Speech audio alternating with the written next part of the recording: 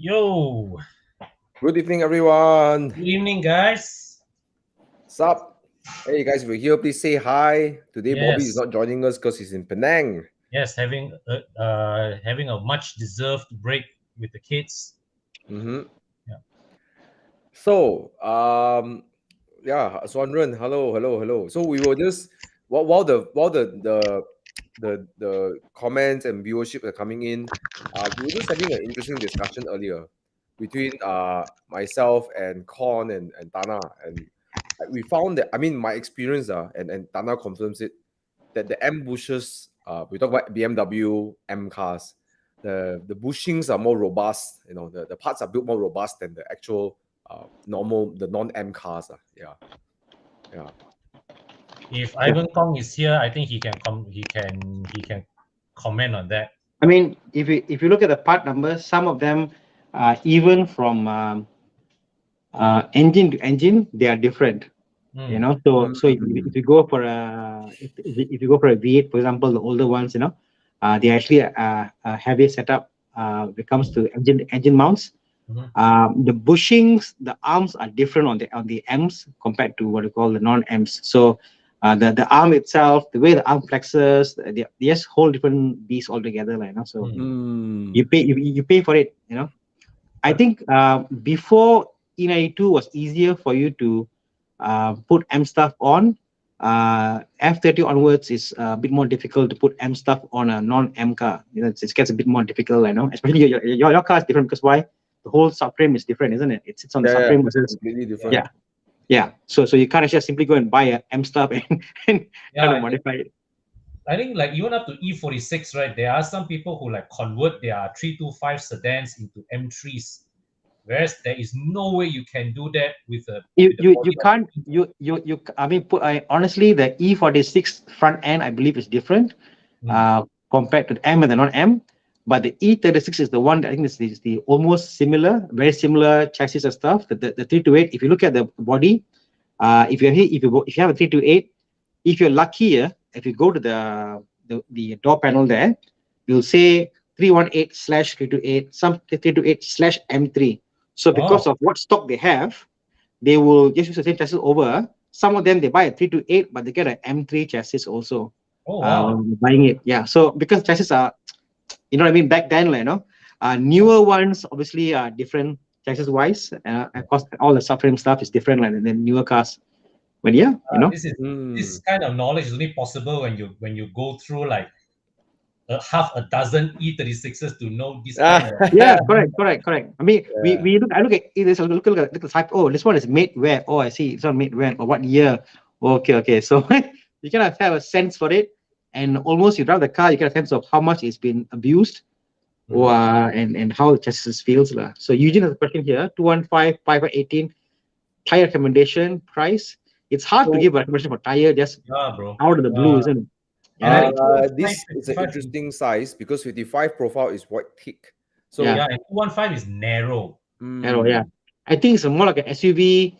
Sounds like a SUV kind of size tire, you Now, know. Mm. Eugene, why don't you just shout out what car you're driving? Yeah. That would really Mm, help us decide, mm, or like give recommendations, right? Mm. mm. All right. Anyways, let's move away from the question we had earlier, the discussion about This E46, one, this one is E36. a this one is a weekly recurrence. This question. We should Yeah, we should yeah. do an FAQ, huh? Yeah, Yeah, I yeah. was Okay. thinking the See, same. you know what we should do? No, we should go get a C43 and an M340i and do an Yeah, actual review. Like all of us sit in the car and drive and just talk, right? And then Mm. just give our opinions, right? Then actually, people you're ask right. a question, you go and watch the video because it's a highly compact car. Yes. Yeah. Yeah. Okay. Uh, Mm. King Cash is asking C43 or M340i, which would you recommend in terms of reliability and performance? Thank you. Uh, I think engine wise, both C43 M340i are robust. Um, yeah. so you don't have to worry about the performance, the reliability on that part. Uh, but we move to somewhere else. I think reliability. I own the C43 for a while. The rear has air suspension, if I'm not mistaken. They have the airmatic on the rear. Yep. Mm. It feels especially when you drive it hard. So I don't like that. I will go for Mm. the M340i for reliability. Yeah. I would say the M340i is the better all-rounder, but the C43 has the more entertaining engine. Yeah. But no lah. I mean, for it's not entertaining enough to tilt you over. That's me. But again, C43 is on the W205 platform, Yes, right? So it's almost one generation behind compared to the it's G20 series. Yeah, yes. which is an excellent car, by the way. Yes. Yeah. The Uh, C43 is a cohort of the F30 generation. Yep. Yep. got a question here from Quadrifoglio Oro Prem. Prem, I think you're an expert in this matter. Prem is, I think, he's an expert in Orca Classic. So you know better. I mean, the thing is, Con, how many people you know have done stroker kits and truly happy with the car? I noticed a lot of them, they do it and they're like, yeah, it's 50-50, you know. A lot of them, I think they spend like a year or so fine tuning it. I've seen a handful which are totally perfect. A lot of them actually are still fine tuning the tuning, the how it works and air intake. They keep on going. So I don't know. I'm a bit 50-50 about this frame about stroker kits. I'm not a fan of the whole stroker setup, especially if it's an S50, you know. So Yeah. Mm. you know, Because the 3.2 is already the engine at its biggest configuration already. And when you stroke, right, what you do is that you get more torque. You get more torque, but because now the pistons will travel longer, right? Yeah. You actually reduce the rev happiness of the engine. Yeah. My friend has got a 328, which is stroke to 3.2, and he's still fine tuning bit here and there. It's a never ending process. I guess I wouldn't do it on E36. I think the engine is fine as is. It's perfect, you know. If I were to go bigger, I'll just put a bigger engine inside or M54 B30, you know, smooth, you know, it great. You can do supercharging turbo with that very, very successfully.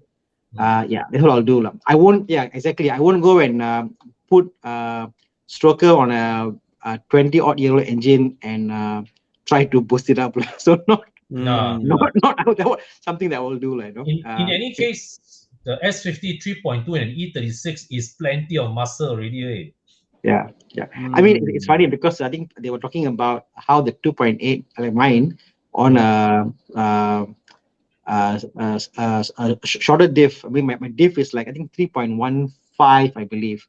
So it runs up very fast. So you get like the M3 feel on the low end, but on the high end, you lose, like, you know.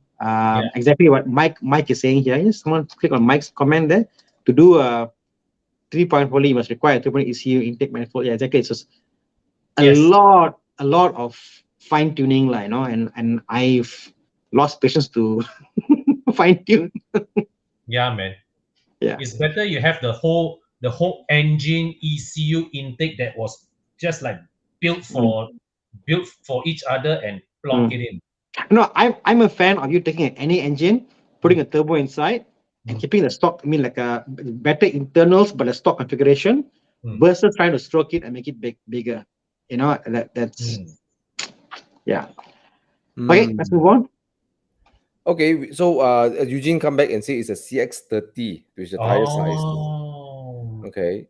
So the problem about this tire size is you don't have a lot of sporty tires. Correct. Like PS4 or maybe, you know, what else? Could be a Goodyear asymmetric F1 or stuff. So Yeah. those don't have a lot of Yeah, those are out of the question. they're usually the Turanzas, you know, Bridgestone Turanzas. They're usually the Primacy.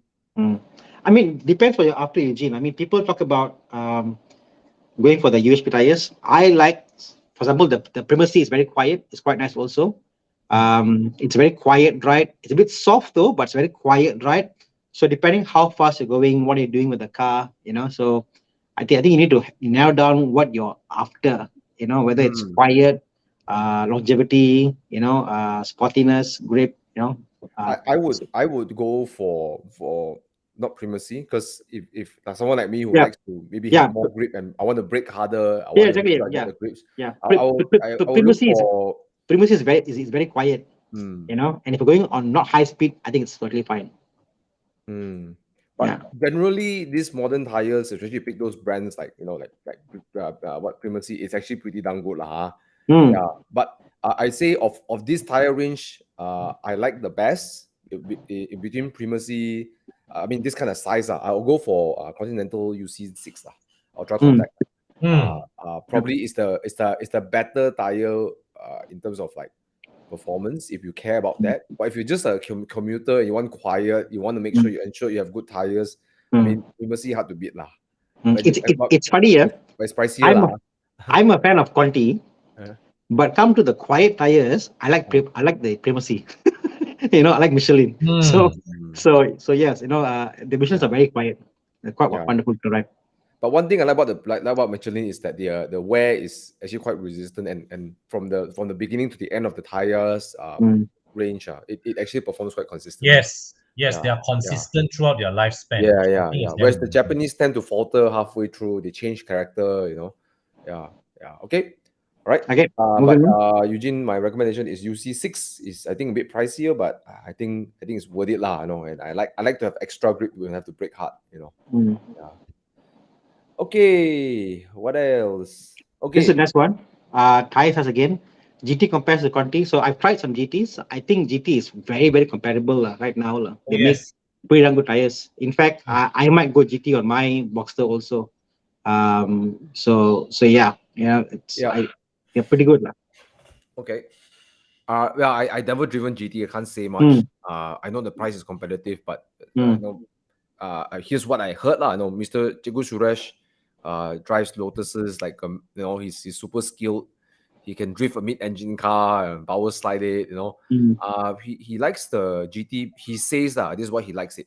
In the wet, he says the tire is predictable. It's not as grippy as like the heavyweights like PS4S and stuff. But it's predictable, and that's what sometimes you want from a good tire lah. It tells you what's going on down there. And also, I think GT has a bigger range of tires for smaller tires like 18s and all that.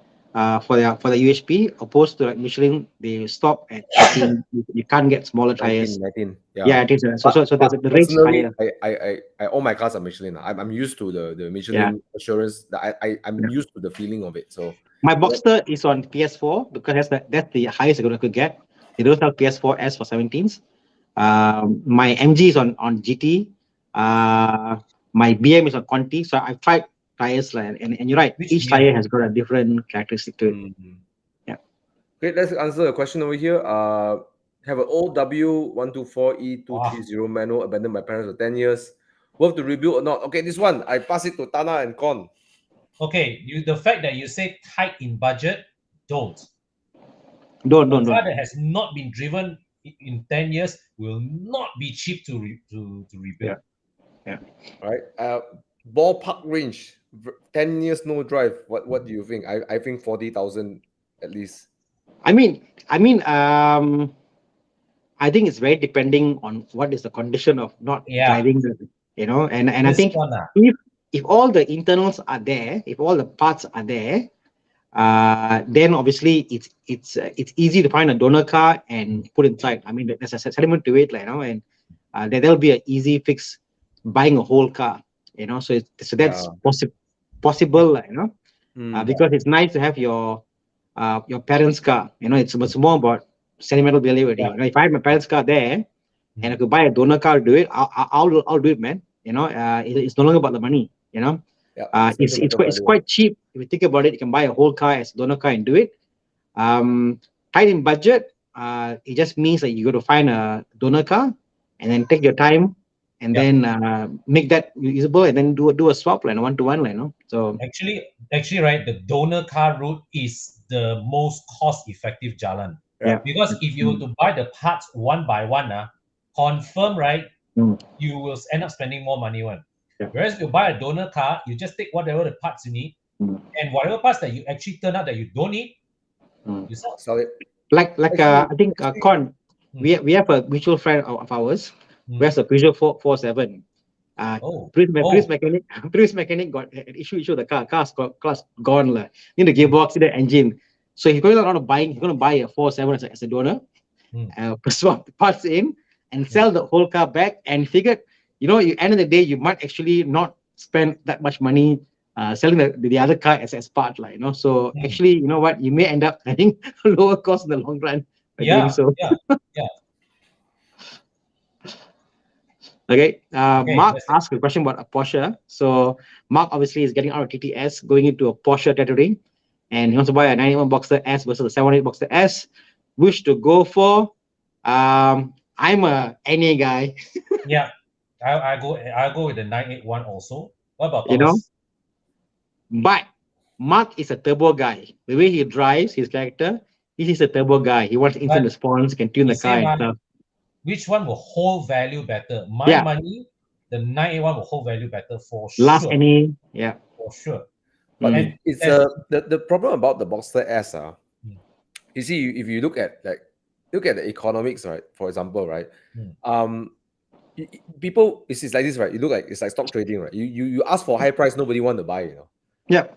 The problem about this night one boxes, right, is the owners are asking for a price where the market don't want to pay the money for.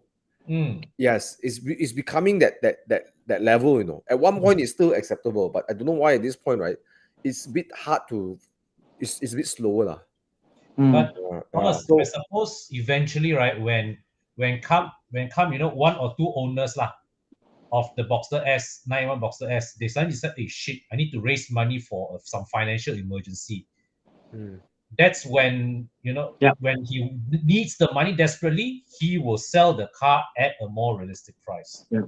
I would also think that if you think about total number of 718 in Malaysia versus 981, again, economy of scale, the supply and demand, in a couple of years, the 718 also be the proportion of the same with the 981.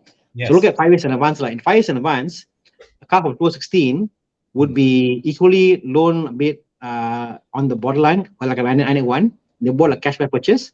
And I think there are more 718 right now in the market in Malaysia because future you can't import it anymore already versus 981. And that comes supply and demand. Supply and Yeah. demand will come yeah, through. You know? And yeah, but you see, the thing is that, right, the three of us here in this show, we would all go for the 981 if you were just to hand the keys to us and choose. But Yep.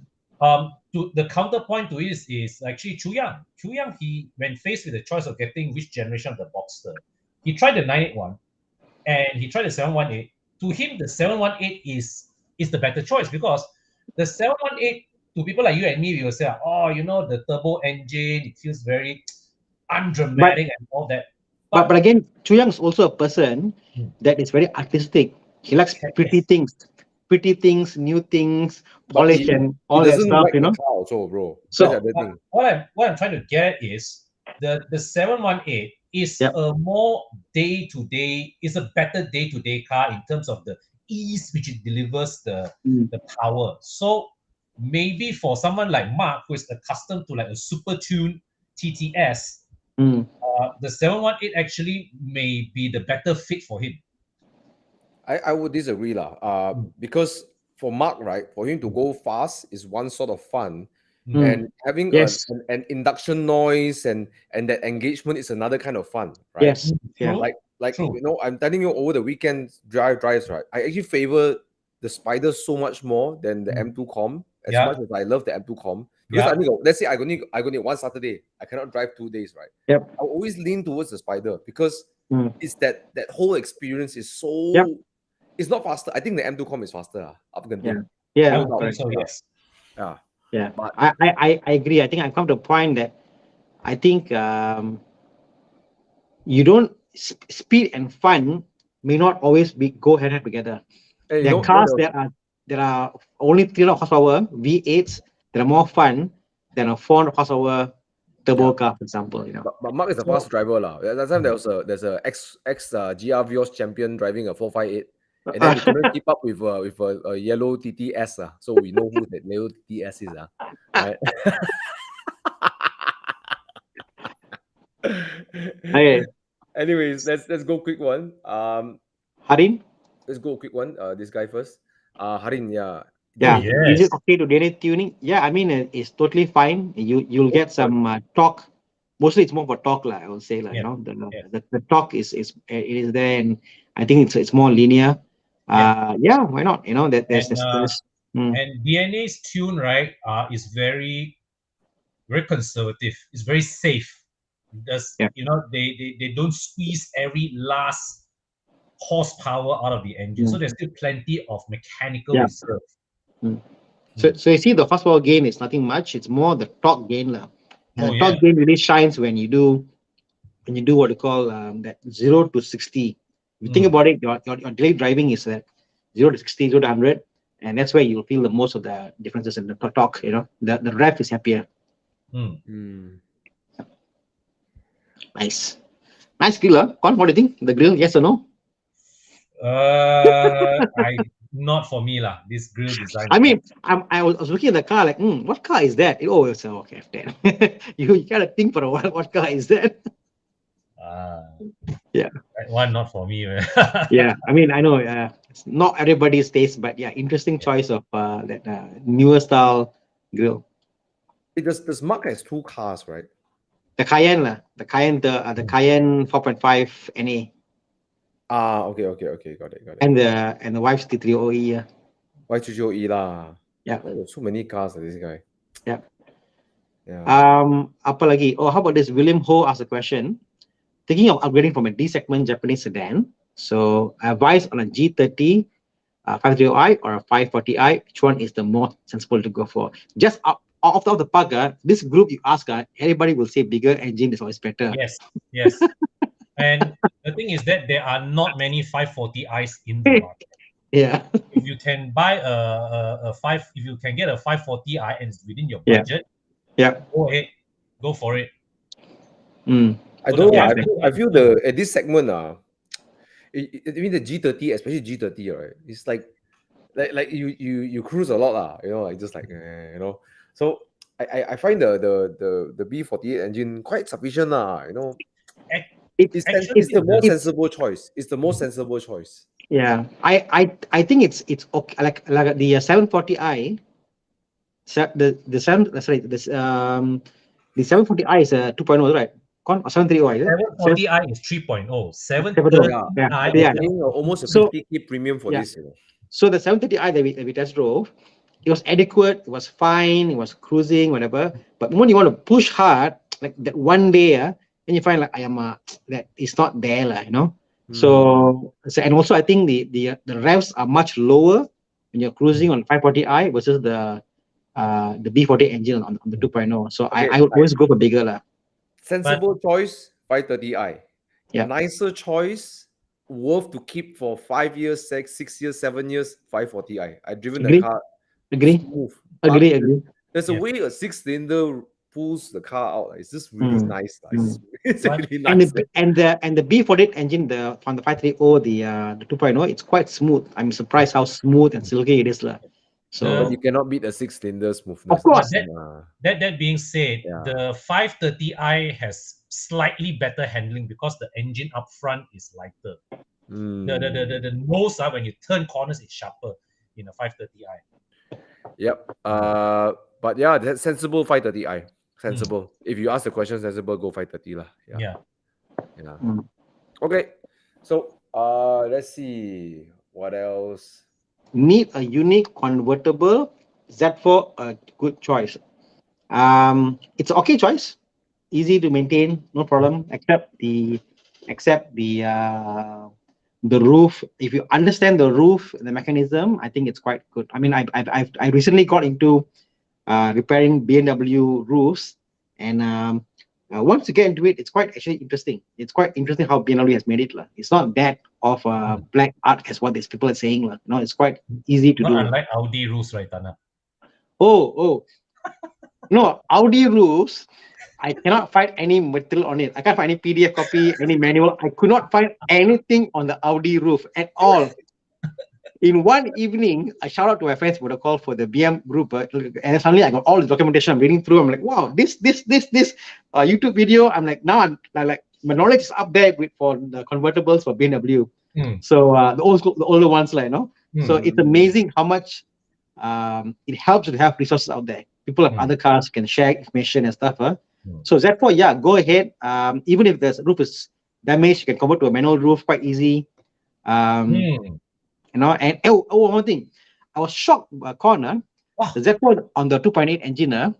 Wow, you hear the engine noise so well. The car's insulation is so poor. It is great. You just hear everything, you know. Hey, Z4 got 2.8 ah? Sorry, the 3.0, the one that Oh, sorry, okay. the one 3.0, the one that Prakash got. You hear everything in the engine bay. It is like it's Hey. almost like a kit car. You almost feel like as if you hear it's like a, how do I say? It feels like a Lotus or whatever. Just you hear everything, you know, the way the vibration. It's just amazing, lah. I didn't expect that from a BMW. The E85 Z4 is damn worth to buy now. Yeah. It is so low, you know, and it's like a go-kart way. Yeah, really go-kart. Yeah, Hey, real Thomas, go-kart. it drive like a go-kart, the sound like a go-kart. I mean, it's like my Porsche compared to the Z4. The Porsche feels like a luxury car, like the installation and whatever. Z4, like rowdy, you know, really rowdy. But look, at 54,000 ringgit, right? Can't go wrong, man. I mean, there's a lot of work to do. It looks this like is this car. M54 engine. But Prakash has a great restoration. He did like 70+ thousand. I can't remember. Is it 80,000? Is price? He's selling the car for 80 now. Yeah, okay. I mean that could be another choice, but if you fancy spending time to fix up the car, but I think it's a car worth fixing. It's at the bottom. It can't. Yeah. Okay. So okay. Good choice. Yeah. You can drive it. You can own it for a long time. It's a good choice. Yeah. Yes. Talk about convertibles. Quick one over here. A5 Cabriolet 258. You better buy. You just missed the S5 Cabriolet protocol for much lower. Yeah. But that is a 2015, right? Oh no, that's a 2013 car, but it's a cash buy. That car's a cash buy. Yeah. So okay lah. I guess okay lah. You know. Actually, I think it's quite. For me is if the Cabriolet this version comes to the Quattro. Is it a Quattro? It's a Quattro. Then okay lah. Quattro, I think okay. Quattro will hold the price. It is not bad. I don't like the A5, the one that we test drove, the one in green. It was a non-Quattro, correct, Con? Quattro. The one we test drove. The first one. It was is the what It's the not real Quattro lah. It's the electronic Quattro lah. It's the Quattro. It's the long linear engine Quattro, but the car was very bare spec. That's why bare spec, correct. Yeah. So that was a bare spec. So if this is a convertible and it's a soft top, isn't it? So I think there's more engagement into it. Like that car just lacked something. I think this car will probably give back whatever that A5 lost. A5 for me, that A5 was a bit lackluster. That was about 6+, you know, Con, isn't it? Yeah, I know lah, about 600K, yeah. No, it was about the price of a 4 Series. No, really? No, you see what happened. I remember roughly what happened was that they kept the content of the car very low in order to keep the pricing within touching distance of the 4 Series. Oh, 454. That's the price. Yeah. Yeah, I wasn't too impressed with that, but this probably would be a better option because it's a convertible. Yeah.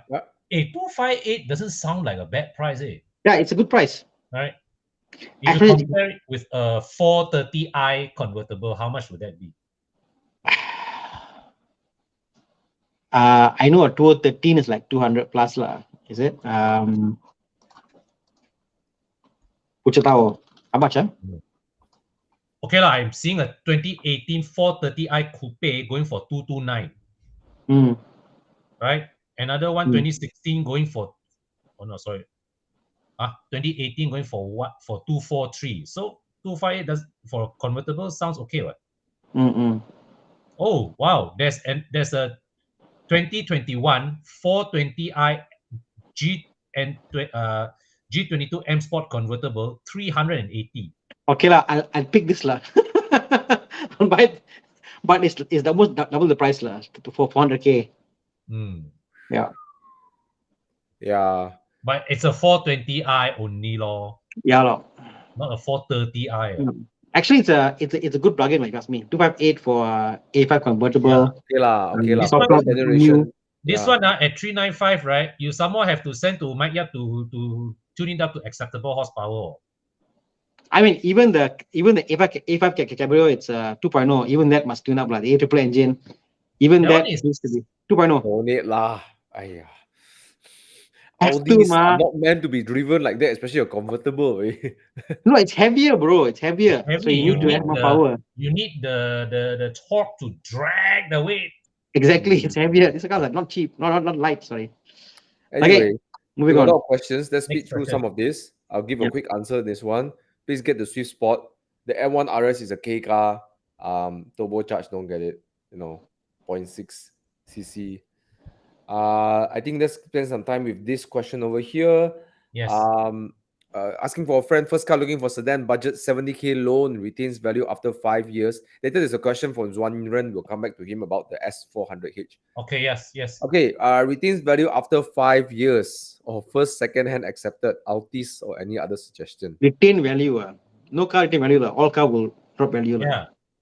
Okay. Oh, It's a depreciating asset. you get a cash buy Z4 with retain value lah. No, I mean he's looking at a new car, a newish car. And take loan. The price, all car will depreciate. It's a matter of whether it depreciate 10% or 7%. That kind of margin, I guess you want the depreciation to be closer to 10% than it is to like 50%. So if you avoid the lemons, if you stick to your Japanese brands, the stock standard, then yes, Civic. Civic, Civic can't go wrong. Their value. Yeah. I think what he meant was that what retains value better lah. So I'll be honest, in this Civic. category, what sedan Civic is the king lah. Civic, nothing retains value in this sedan range like a Civic. Nothing like a Civic. Yeah, get an early batch FC like this one, the Civic FC 1.8. I think you can consider that. Yep. Or you can get a Honda Accord. Accord depreciates faster on the first, and then it reach the middle a bit faster. So an Accord will be another good choice lah. Yeah, but I think I feel Honda has a better second-hand market than Toyota Altis lah. Correct. Yeah. I look at 2017 Accord. Look at that. Bigger car. Yeah. Better interior. I would totally say the Accord lah. Yeah. I don't know about the holding value though. I mean, I think the Accord will hold value not as good as the Civic. But the Accord, you're getting a further depreciated car. No, but you see, Thana, once the Accord reaches 70K, right, it is already at the shallower part of its depreciation curve. I mean, arguable. Okay, both are great cars. We're really picking like the depreciation of both cars, right? In the next 5 years, right? You won't feel that it's a bad depreciation. You won't feel like that. 50K lah. I mean, in 4 years, it'll be a 50K car. Yeah. So it's like you won't say that this car was a bad depreciation. You won't put under that category, right? Either one would be in the same category of good depreciation, right? Yeah. Best depreciation, obviously. So the best one will be a Z4. You buy a Z4, you won't depreciate any money. 54K, bro, you buy. Bro. In 5 years, confirm 50K you can sell. No depreciation. Okay. Wait, before we go into this one, there's Zon Ren is asking about let's take the S400. I think asked a few times already, so let's help him out. His family is getting a S2016 S400H at 35K. That battery had to be replaced. Right? Actually, there's the early version of his question. Yes. He already replaced already. Yeah. Okay. So I think the thing is, what year is it? 2016. Yeah. So the battery from Mercedes was, I believe, 8 years was the warranty. Okay. So you're buying a car 16. So at least 2024, you've got the battery covered, And honestly, it's a new battery. Yeah, no. I mean, worst case scenario, even if it's there, it's 2024, and it's replaced. Okay.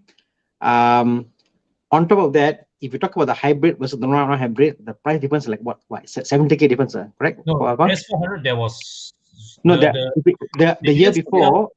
I think can we all just are we erring to the side that maybe it's not the best car to buy? No, clearly clearly the fact he said about, he's asking about the reliability, he's asking confirmation whether it's reliable or not.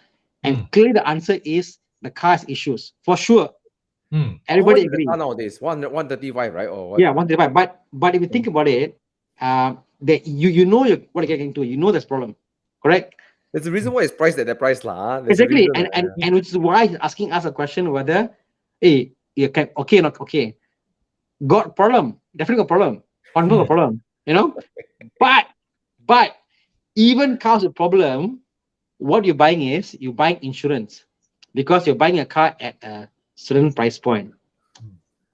You know, so it's totally up to you. If I was you getting into a car of a hybrid nature, I would go for something like from because right now if you buy from Auto Bavaria, Sunny Collection, okay, because they team up with GMR, they are providing warranty on the full hybrid system and the battery. So you buy a car from them, a hybrid, whether it's a 7 Series or whatever car, BMW, okay, that comes with warranty, like as if it's a brand new car, and you can extend up to about 2 years. So that's something you can look into also. If you want to get a hybrid cheap price, but at the same time you want warranty, go for a BMW instead and go with Auto Bavaria, and they have teamed up with GMR, which is also our partner, because they're the only one in Malaysia which comes with backed by a bank and not by anybody else, you know. It's an insurance company, RSB Insurance. Exactly, you know. So that's an option you want to go. You want to go cheap, hybrid, and get a 7 Series, man. Having that said, I will still say, you know, you must always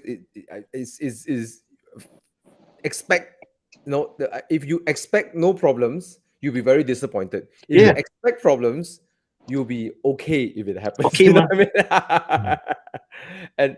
And that's when I would always like to lean to this question over here, which is Oscar Sham is asking, is a 52-year-old gentleman, and he's saying looking at selling his 740 Li. No, if you have the money to stretch into a non-hybrid 7 Series, I think is better. Yeah. Anyways, price. Luxury sedan, 52 years old. Yeah. Hard, you know why not? Now Oscar Sham enjoys that interior of that 7 Series, you know, and that space, it's very hard to recommend something in the 200. Oh, I know one. Chiang, can you find a Audi A8? Bro, I tell you, A8, don't fight, don't fight interior with A8, I tell you, bro. A8, come, Chiang, show me a A8. Maybe S is the price. 200K, bro. Ada punya. Can you find a reasonably aged A8? How much? Go newer. Hey, don't laugh, bro. High newer, high to low, or maybe around the 200K mark. What do you have? 8 4 liter V8. Whoo, okay. 8 4.2 215. Okay, yeah, 215. How about that? Look at the interior. 275. Okay, look at the interior. Bro, it's 275, bro. Yeah, go ask him for 40 lah. This escalated real quick. But my point is, there are out there some builds you can get like now. This is the 4 liter version. There's a 3.0 version before this, not the V8. V8 is of course expensive in Notex, like, you know. That interior I think is beautiful. That doesn't age. It's luxury.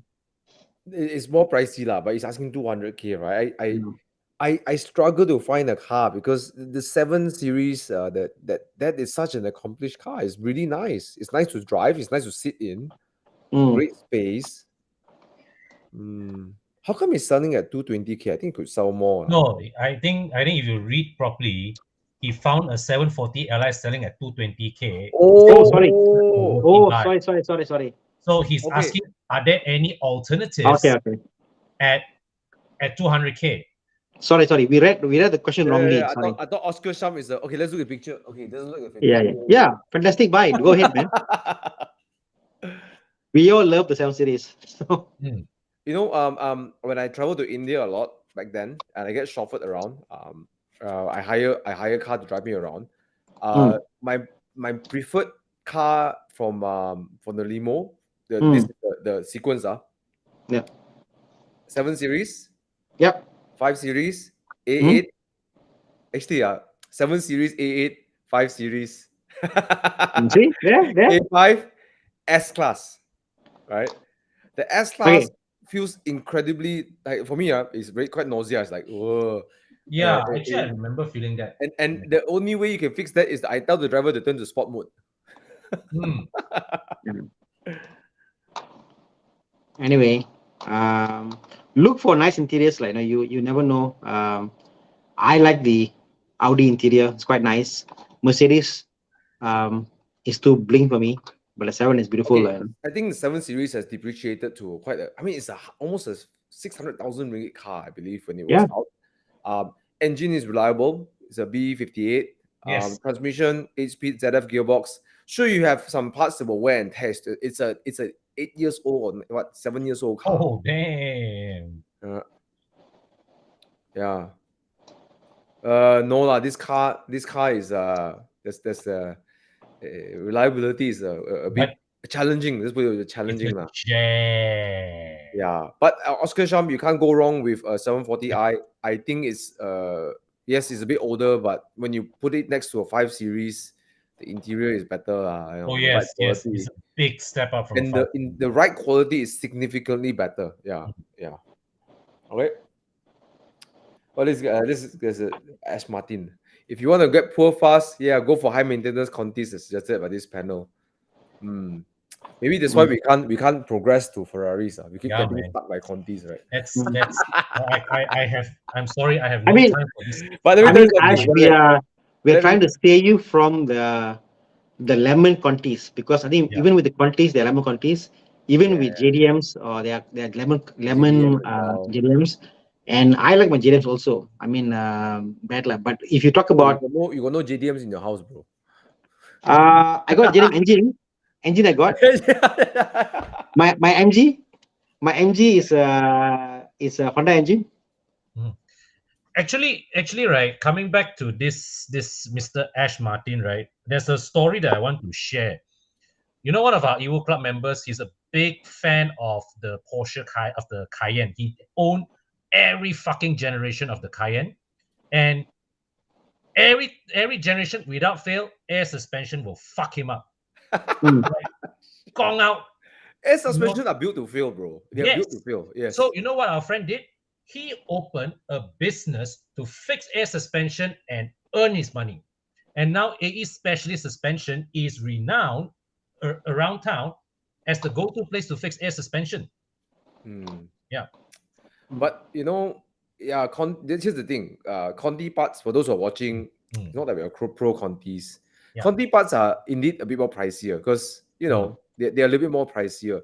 But to say that maintenance cost is higher, it's really a big blanket statement.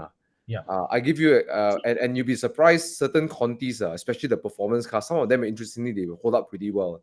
Porsche is one of them. I really, when I drive my Porsche up to well, even if it goes to 7,000 RPM often, and it's the most reliable car I have in my garage.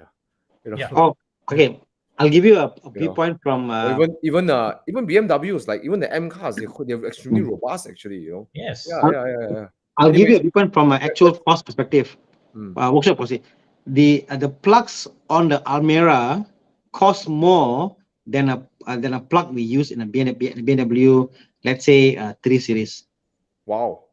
Okay, it costs more labor to change a plug on an Almera than to change a plug on a typical 6-cylinder or 4-cylinder engine, because the Almera must take out the whole intake to get to it. Whoa. Okay, it takes more effort to change a belt on a Myvi than to change a belt in a normal BMW engine, because the way it's positioned. It costs more for you to change the condenser on a Myvi, for goodness sake, or compressor, than freaking BMW E90. Okay. So I mean, you talk about this. I got a Myvi. Okay, my Myvi aircon fails every 18 months. If you go every 2 years, what happens? Rebuild, flush, new compressor. I always buy the new compressor. I'm like effing, but it's a Myvi lah. Okay. What the? I wouldn't Any expect that. Myvi owners, you ask them. I never 2 to expect 3 that. years. confirm one. Okay, but do you know what's a popular fix for Myvi owners for the condenser? They changed to a proton compressor. You serious? Very common. It's a bracket itself. So my point being is like you can't say, oh, Myvis are great. No, Myvis, bro, Myvi gearbox are not cheap if you want to do a replacement also. So there are pluses and minuses to all cars. Yes. A battery in a BMW will last you 5 years, 4 years, easy, no 5 issue. years is considered short lifespan already. Exactly, provided you do a battery in my Japanese cars lasts, if you don't use it, like, I don't know, very short. 2 years is 2 years are wow, 2 years are amazing already. 2 years is damn amazing way. Amazing. Okay. Talk about belt. No, I can go on, keep on going and going. But the problem is there are some workshops, because you come there, I say, what car you driving? Oh, BM, this price. They do that. So you gotta find the correct mechanic. But from a mechanic point of view, from what I deal mechanics and workshop point of view, the parts and the wear and tear in German parts, it's higher long life opposed to exactly. Mike even says, Mike owns a garage. He says, look here, CD plugs are more expensive than Contis. Exactly. Wow. Clear cut, bro. I tell you, I was shocked by the prices I had to pay for this. Coil packs are so expensive for this cars. Wow. The only exception is Ford. Ford expensive Ford, I agree. Ford prices are just freaking expensive. BMW owners, right, will look at Ford owners and say, "What cheap? Wow, you wait, my thing's very cheap." Bro, after Ford, I can buy a Aston Martin, bro. That's the way I look at life. Oh yes, Parts are expensive. So to make a blanket statement, Japanese cars are bad, it's wrong. And I also feel that when I drive with Japanese car owners, most of the used Japanese cars owners Paulus is obviously drives it every week. But the thing is, their cars are not maintained very well also. I noticed a lot of the Japanese cars, because they don't know sense of what's happening. The German cars will tell you A is wrong, B is wrong, warning is there. You can't drive the car in a bad condition. Very hard to drive a Conti car, rear wheel drive with differential, multi suspension, and drive the car without sound, got any issues. A Japanese car got issue, can still go on. You won't know the problem until got issue. Then everything. I tell you funny, I drove my dad's Estima, old Estima. Yeah. The car vibrating weirdly, right? There's check engine light go on. You go on often, on, yeah. right? Then I reached the Gamat, right? I reached the Gamat, right? The engine died, in the middle of the road. Like the car is driving, the car's still rolling. The car is rolling.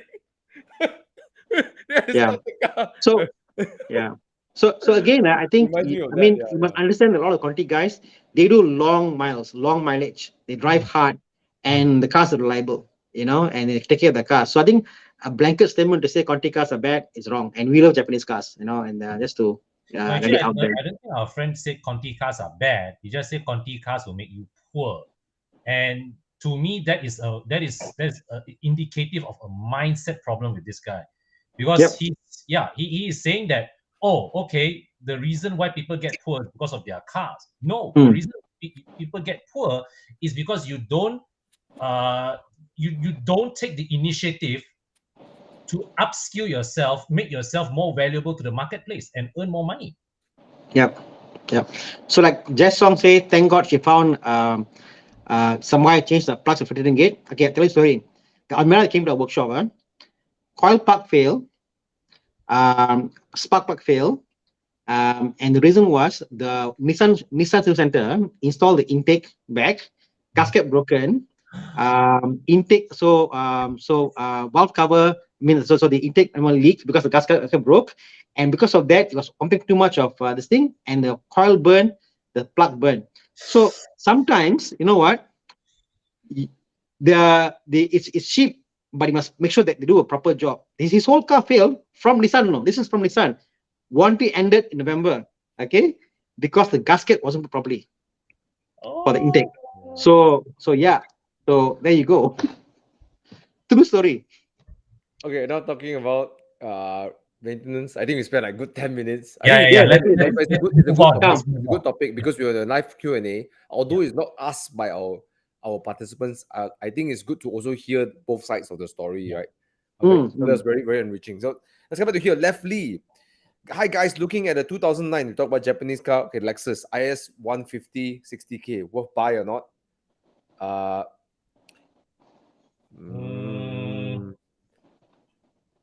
Well, it's a good car,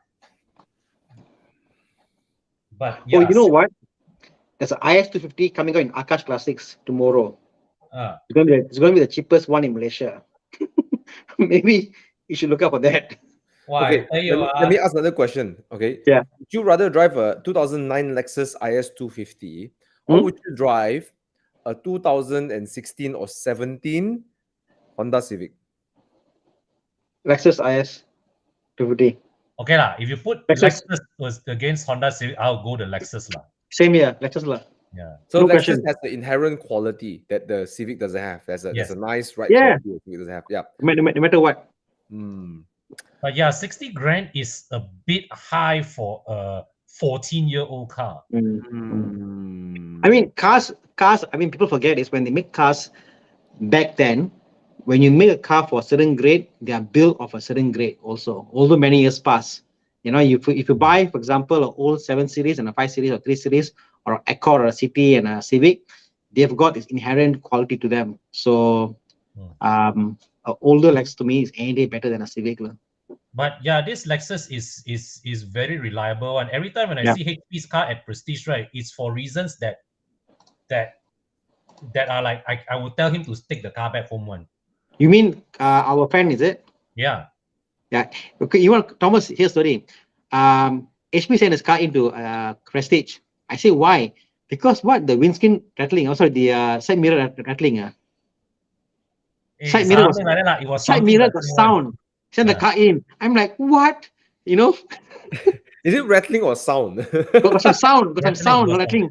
Got sound, so he sent the car in. So like a bit of sound lah. So like, car sent me into the workshop and like, so the car is so quiet that they go like, you know, the smallest thing, like, must send to workshop, you know, whistling sound. Okay. Anyway, so yeah, it's 60K could be cheaper. But yeah, I think there's a good quality, there's an inherent quality of the car. Okay, pre-owned Tiguan Live or new CRV? Thanks in advance. What is Tiguan Live? Is it the all space? I know. I think it's the all space. I think 1.4, right? Is it Live? 1.4, yeah. Live is what? It's just a variant lah. Tiguan Live. Tiguan Live. I can't keep up with all this. All space I know. Oh, it's called the all space Live lah. Correct. Yeah. So it's the 1.4, right? Yeah. Oh, the new CRV. Don't know. Okay, how? This is something that I didn't buy this generation of Volkswagen Tiguan, but at that point there was also that CRV, right? So it's a commonly compared car lah, right? You know, I never driven a new CRV. I can't say much. Is the latest CRV is the one that launched in 2016, 17? The one? That's the current one lah. The new one coming out soon. The current one. Oh, they're coming out soon. The one coming out. I mean, we can't compare against cars that have not arrived in Malaysia yet. But if you're talking about the current CRV, I would say the CRV anytime wins in terms of pure interior usability. The way the interior is packaged. I tell you, Honda cheating one. They give you so much space. It's very cheating one. Yes. Okay. Yes. But Billy is saying current one. Current one. I don't like how the CRV feels on the highway. Yes. It feels a bit wafty, like it's like this is. And when you brake, the car goes like that. I don't like that feeling. I can't get over it. Yeah. And the cabin quality does not feel as special or as expensive as the Tiguan. The Tiguan, you still have that feeling of plushness around you when you touch and feel the cabin. Tiguan isn't that nice either. You know. No, but you stack it next to a CRV, right? The impression is that the Tiguan's cabin is built to a higher price point. Whereas the Tiguan doesn't feel underpowered that much because of the DSG gearbox. Fantastic gearbox, by the way. Ride quality, I really feel the Tiguan has a more sophisticated right quality. Oh And yes, no question. it's more sophisticated. It feels more comfortable, feels more assuring, so sure-footed. When you press the brakes, when you depress the brakes quickly, you need to do a quick stop. You want to take a corner. The car feels nice to ride on the highway lah. Yeah. But Honda also hard to not choose Honda also like at times. It gives you so much space. My problem with the Tiguan is I think it's a 5+2. Yeah, It's a 5+2. So if you got kids and you need the extra space, may not be the best option. It's okay as a 5-seater, but it's a 5+2. The back two are just like happen to throw in there for fun. Okay. Anyways, I think we kind of answered this question. There's this person here that's asking about Mark 7. Are we okay with this, Billy Chen, already? Yeah. Okay. And then since there's two questions about Mark 7 and Mark 8 GTI, okay, so let's ask SSR. Hi guys, should I sell my W204 for Mark 8, Mark 7.5, Mark 7 GTI? Thank you. Space wise will drop lah. I would say go for the Mark 8 or the Mark 7.5. I would say go 7.5. Forget the Mark 8.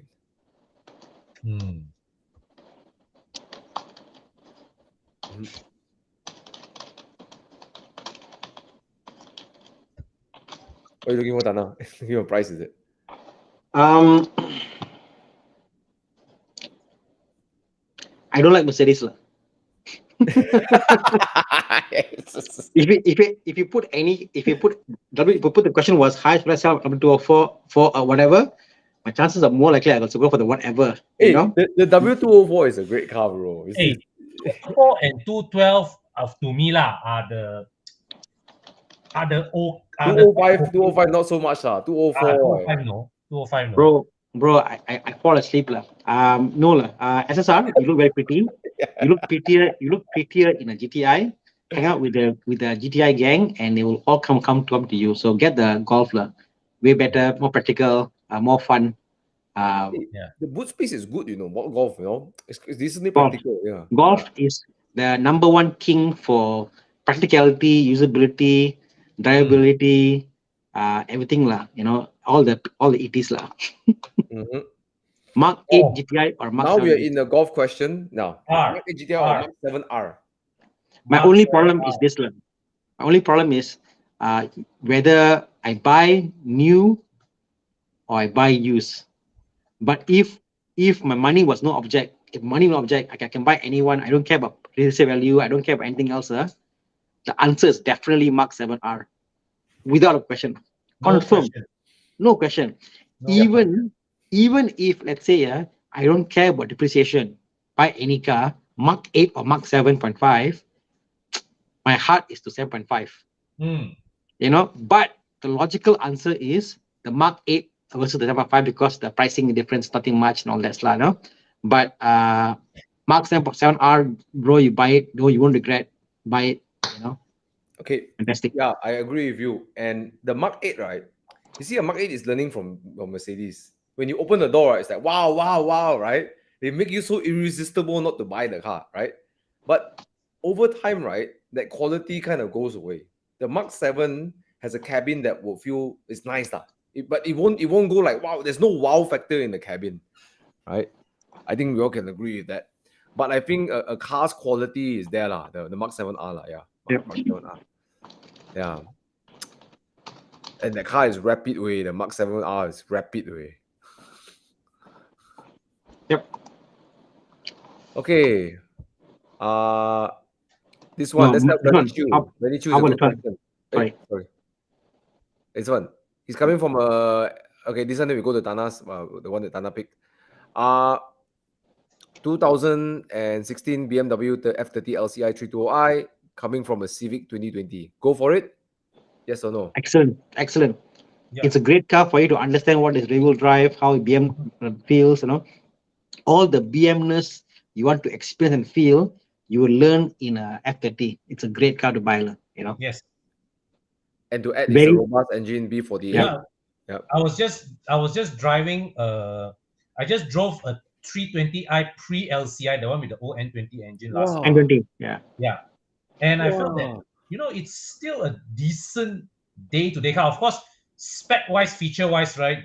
The 320i pre-LCI really needs to go to somewhere like Yeah. Eurotuner to upgrade some of its hardware. But, Mm. in terms of performance, in terms of ride comfort handling, it's a good day-to-day car.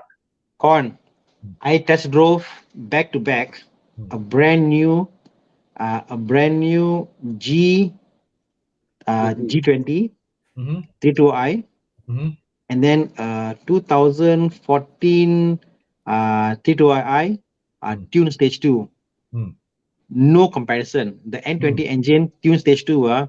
tapau the car miles ahead, and also in a stock form, the engine sounds more rowdy because it got diesel kind of diesel sound to it. Mm. It sounds more sporty, sports car, So like No. really like karang a bit. The sound is there.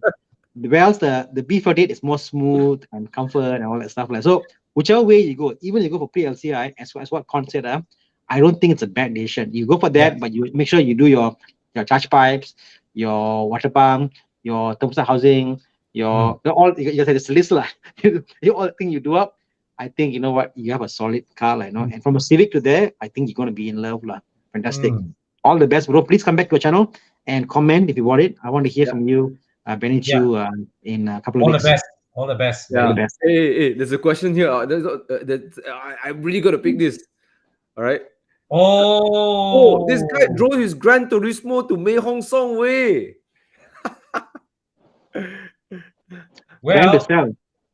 Sorry. I've jumped into this question a little quick, but oh yeah, before I it saw pop this up, too. right? I have to do this, bro.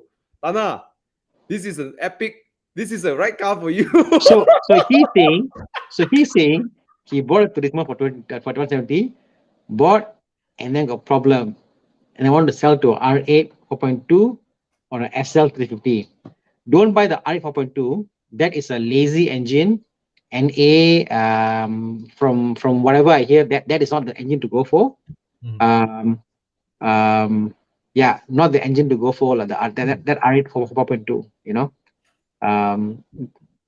The SL is more your type of Grand Cruiser, GT car. I don't know. From a Gran Turismo going there, I think both engines will pale in comparison. Oh, Yeah, go for the SL. I think if you like a Grand Tourer, mm. but the R8, I don't know. I never liked R8s. It has Same here. it's an interesting look. Yeah, Mm. it looks special, but I don't know. I just never really You know what? I'm a Audi fan, and honestly, I like the V10s. They sound brilliant. the Uh, V8. but the V8 is like okay, and then I just find that it's a bit comfortable actually. It's actually overly comfortable if you think about it. Hmm. You know, Yeah, look at that. I so mean, yeah, you could go for this as mm, well. mm. Yeah, yeah. And okay, Atisha. First thing you should do is take the car to Plus Performance, and then you ask appointment with Thana and ask him how much he will Ayun. buy this car for us. Like, No lah. I need to Bro, save money it's for good marketing for your workshop. If you can fix a Maserati Gran Turismo, right? Okay, you know. any car can fix, no problem. Okay, how many of you here watch Matt Armstrong? I was watching his channel today. Matt Armstrong from UK was inspired to do something a big project lah. So yeah, so I might buy a car for a big project coming soon lah.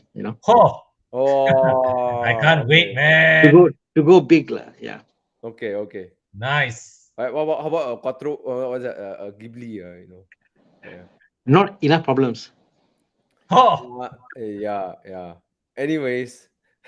okay. Hey, come. Okay. Let's move on. Question here. Vincent Chan. I currently own an FD2. Hey, wait. Tana, were you picking another question earlier? I think it was about what is it about? I forgot what it was. Let me go ahead first. I'll think about it. I'll go find the question. Okay. Hi, dear Con. There was an X4 LCI last year. Hope to have your review of it as well. What do you think of the X4 anyways? I am actually not that big a fan of the X4 as a product line in general. but it's basically a sportier looking version of the X3, which is I've not driven the X4 by the way, but I've driven the X3 and it's a very accomplished product. So the X4 basically is it has all the good points of the X3, but dressed in a different body style. So in terms of driving dynamics, in terms of mechanical reliability, mechanical refinement, it's an overall a good package. So if you like that car, then go for it, man. Mm-hmm. Okay. Question here. Tana, let us know when you find the question. Currently own FD2R as a weekend car. Interesting one. Thinking to go for a Cayman 718 2.0 or a 981 2.7 for a change. Would that give me a whole new and more enjoyable experience? Right off the, Absolutely. I think for someone who drive an FD2R, the 981 may be too tame for him. It may be too tame for him. I think that he will have more fun than 718. No, And I think the 981 is the correct car for him, but he needs something really raw like a Spider. wow, I different think price range. I think for him it's not enough CC lah. The 2 Uh, point so the 2.7. Okay, so it's okay lah. okay. It's quick enough, urgent enough. But Have you driven the FD2R, Tana? I only sat in one. I never driven one. I know it's monsters like You sat said in one, one. right? It's the kind of a beast lah, you know. Like the engine is so strung up, you know. It's so Oh yes. right? There's this like it's a like a freaking hornet, right? The 718 doesn't have that kind of experience with the car. I know. Not the FD 8081. So I think let's just agree by engine drama wise, none of this can keep up with the FD2R drama. Oh Right? yeah. Oh yeah. Oh yeah. But I think in terms of driving experience, I think the Cayman. Okay, I think both of it will be really a change, right? I will lean towards the 718 at this point because the power maybe give him a different dimension of fun, because the 891 is like 270 horsepowers, okay, and coming from FD2R, yes, it's like 200, right? But I don't know, I feel like the gap is bigger when you go over 718. The gap of power is a bit bigger. Yeah. If he drives a Civic, I think 981 would be quite fun for him already. But I think if it comes to FD2R, yeah lah. But mind you, for him also is a different driving experience. The rear wheel drive. Yeah, mid-engine. Yeah. Okay, final way to do is, Vincent, test both of it. Just test both of it. You may not like the 718, or you may not like the 891. Go and test it. Yeah. But you come from such a memorable car. It's kind of tough also lah. FD2R is such a yeah. But I got one suggestion for you, Vincent. Are you ready for this suggestion? Which is this: go for the Boxster. Yep. Then you have a even newer experience and more enjoyable experience, right? Try. You know what people don't understand is okay, anybody who has never driven a convertible, okay, this is where on paper you see a convertible and you see it like a Cayman and you say like, oh, same spec, whether convertible or not, or all the thinking about is roof no roof, leaking not leaking, you're thinking about that. But the reality is far from truth. Convertible, you get the engine sound, you get the sense of speed. With a Cayman, you must go 180 to feel going fast. With a Boxster 140, you feel going fast already. You know, you get to hear the tires, smell everything, so that the sensation is also different. You know, so yeah, totally agree, Thomas. Convertibles for the win, it's like you get to understand why people drive bikes. You know, all these guys in their mid-40s, they go and buy bikes and they drive. It's because the open air feel, you know, and it's a safer way of to drive a bike is to get a convertible. Don't go for the bike. You need to wear a helmet. I think he's referring. I hope he's referring to the Boxster because he wrote 718. Because in 718 lingo, that's the Boxster. 718 Cayman is the Cayman. So yes, go for the Boxster. Yeah. Boxer lah. I think if it's both Boxer, yeah lah, 718 lah. 718 Boxer is okay lah. Yeah. I mean, we Okay. also know a person with a Type R who recently bought a convertible. So there you go. Oh yeah. No lah, he didn't buy. He actually just post there. Oh. June was fun buying. April Fool lah. April Fool. Yeah. Some editing on a country that being mentioned here. I don't know whether it's edited or not. Huh? What's happening? But I could Somebody give listening to you news. Okay. F30 330i buy, great Buy. engine, quite rare because the most of it were 328, then they discontinued 328, then they went 330i for a short while, and then went 330e, right? Correct. So Yeah. Okay.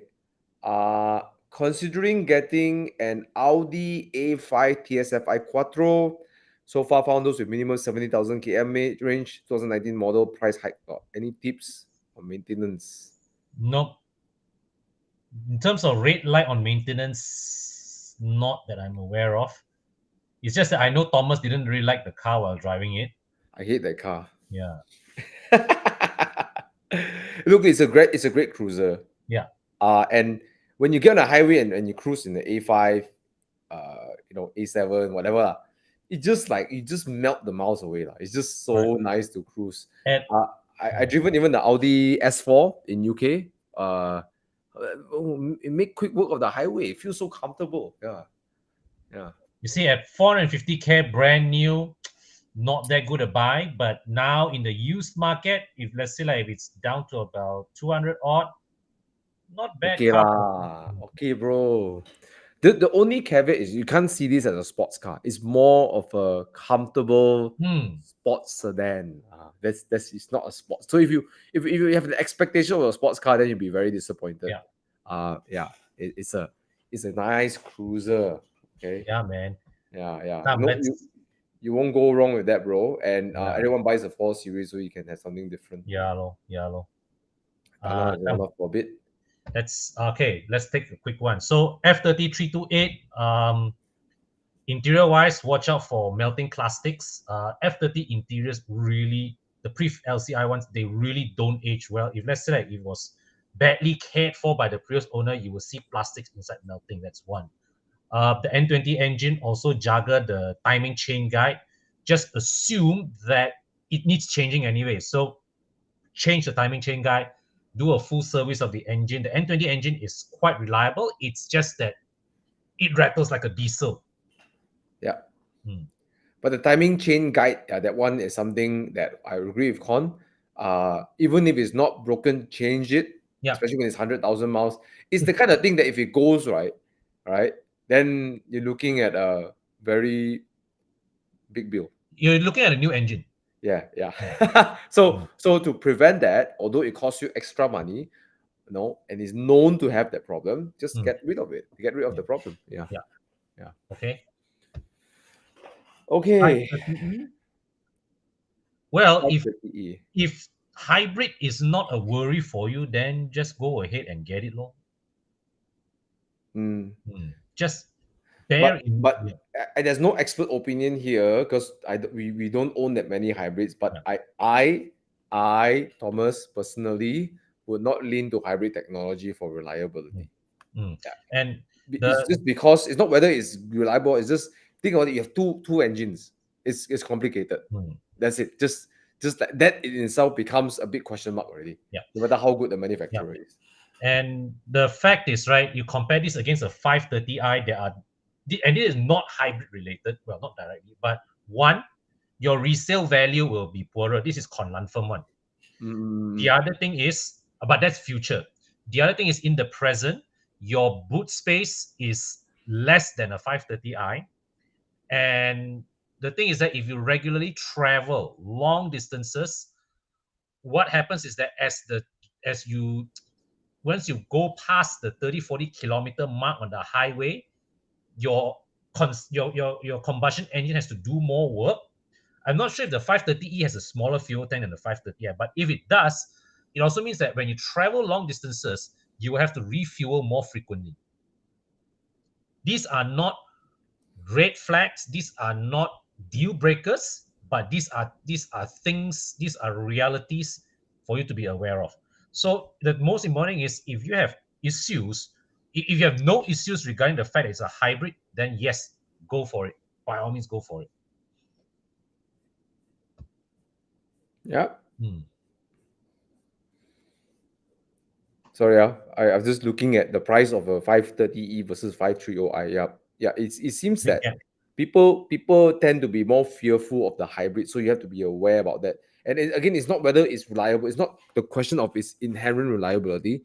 It's talking about sentiment and perception as well. All right. Yeah, yeah, yeah. But I can see So, why you're looking at it, lah, because it's such a good price now, lah. but I think I will say this: you are approaching this with the right mindset.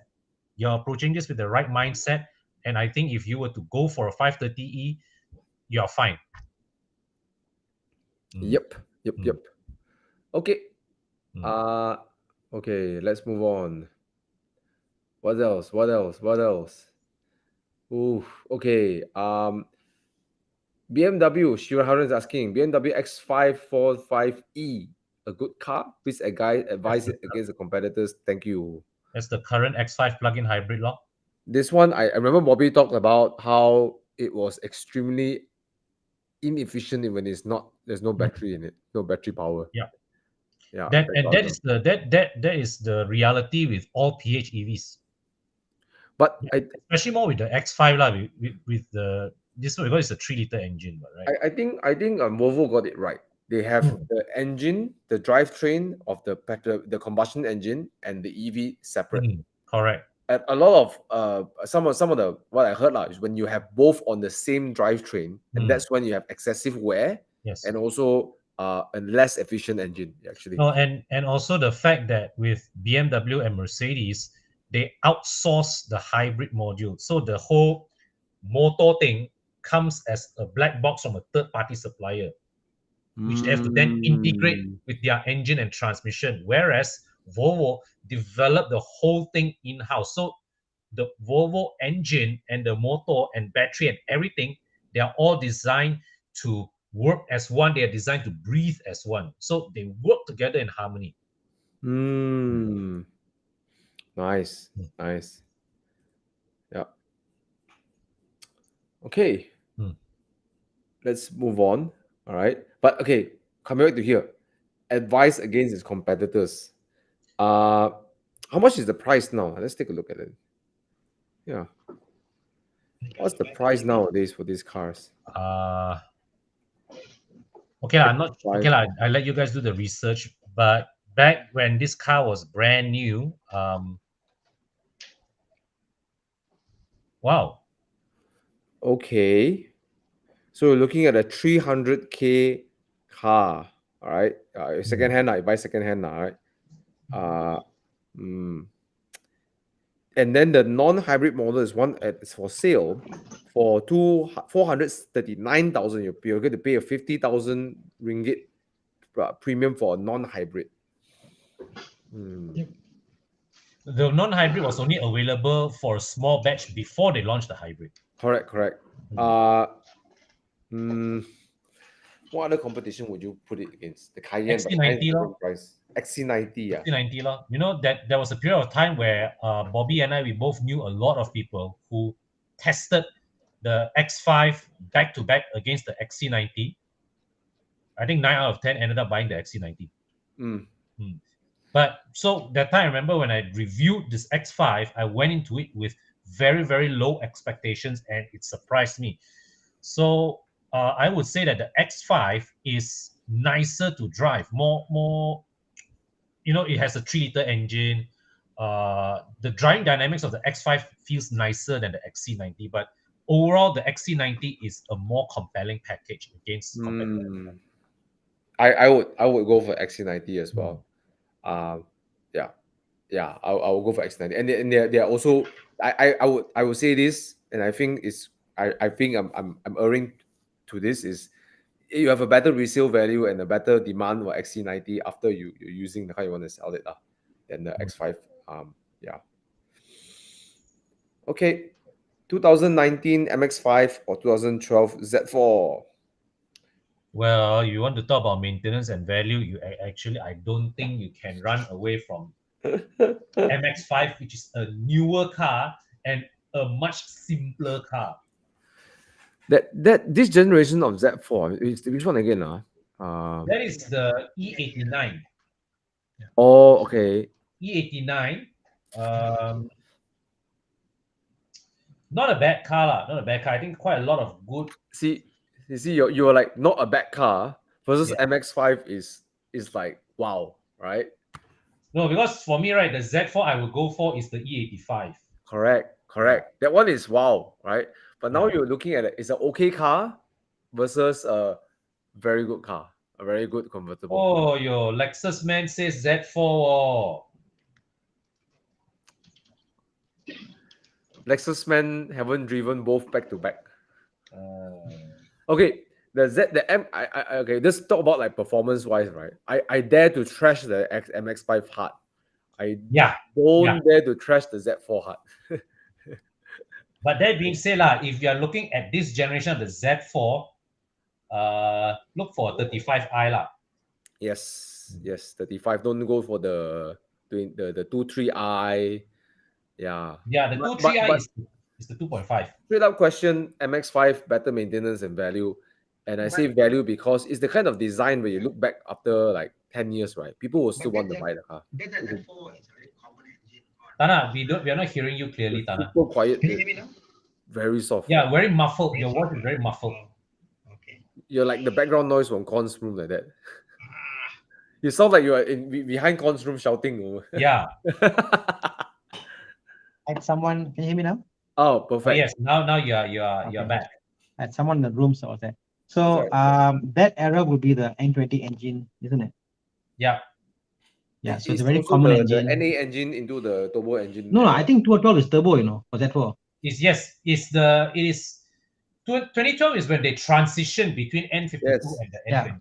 So it's a turbo engine. So I think I mean it's a very common engine, so yeah, it's anybody can do it. Engine as a 3 Series. Yeah. Okay, let's look at some other questions here. Okay. Okay, I think you guys spend more time in the C40. I think Thana and you guys. Okay, what do you think? Go for it, man. I never driven a car, so I can't. I like it. You can watch my review. I like it. Oops, sorry. I had to silence that thing on Monday. Damn it. Yeah. I think it's the better car compared to XC. Yeah. It's an all-rounder. It's comfortable, easy to drive, fast. Yeah. So, Thana, since you are on this topic, right? The C40 is 10K more expensive than the XC40 EV. Way with it. Same platform, same performance. How would you choose between one or the other? I would resale value. Huh? Resale value. I will go C40 because it's something different lah. Resale value. Purely from maths point of view, when you sell the car back, the C40 will hold the price better than the XC. Makes sense. So no question about it. Get the C40. The C40, right? It's a bit like the X6 or the X4 versus the X3 and X5. It's just that Volvo is charged a surprisingly small premium, between this and the XC40 EV. Yeah. It's like how how we talk about the CX5. You buy the turbo version. For all the money you pay for, to give you a small red T in the back. And you're like, shit, I paid so much more extra and all I get is a small little T in the back there to differentiate. Here, you buy a car that is, that the looks itself just creates a perceived value.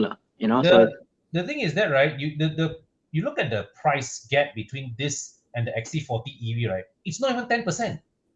Yeah. The premium is not even 10%. It's more like as if the Volvo wants to make the XC40 fail. It's like I want to race out. Anybody buy the C40, please? Don't buy that. Or order more of this. Don't buy that, please. That's how I see it, So C40 for sure. Yeah, lor.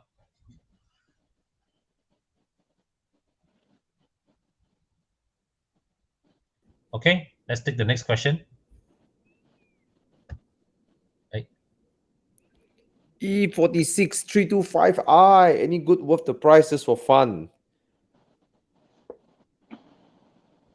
go for it, lor. But I don't depends on. know. I somehow rather like the E36 driving a little. Is it me or is it the E36 rear a bit more playful? It is Oh yeah, definitely. definitely The Confirm. 46 is more serious, I more guess. It's grown up. faster. But also on highway speed, the E46 is brilliant. On highway speeds, it rides more true, more flat, more square, more straight than the E36. Mm. the I like them. E36, I feel like a hooligan in the car, Yeah. Con, you have not driven mine yet. You Your drive red mine, one, you become a big Jahat hooligan. 6. Jahat 6. Yeah.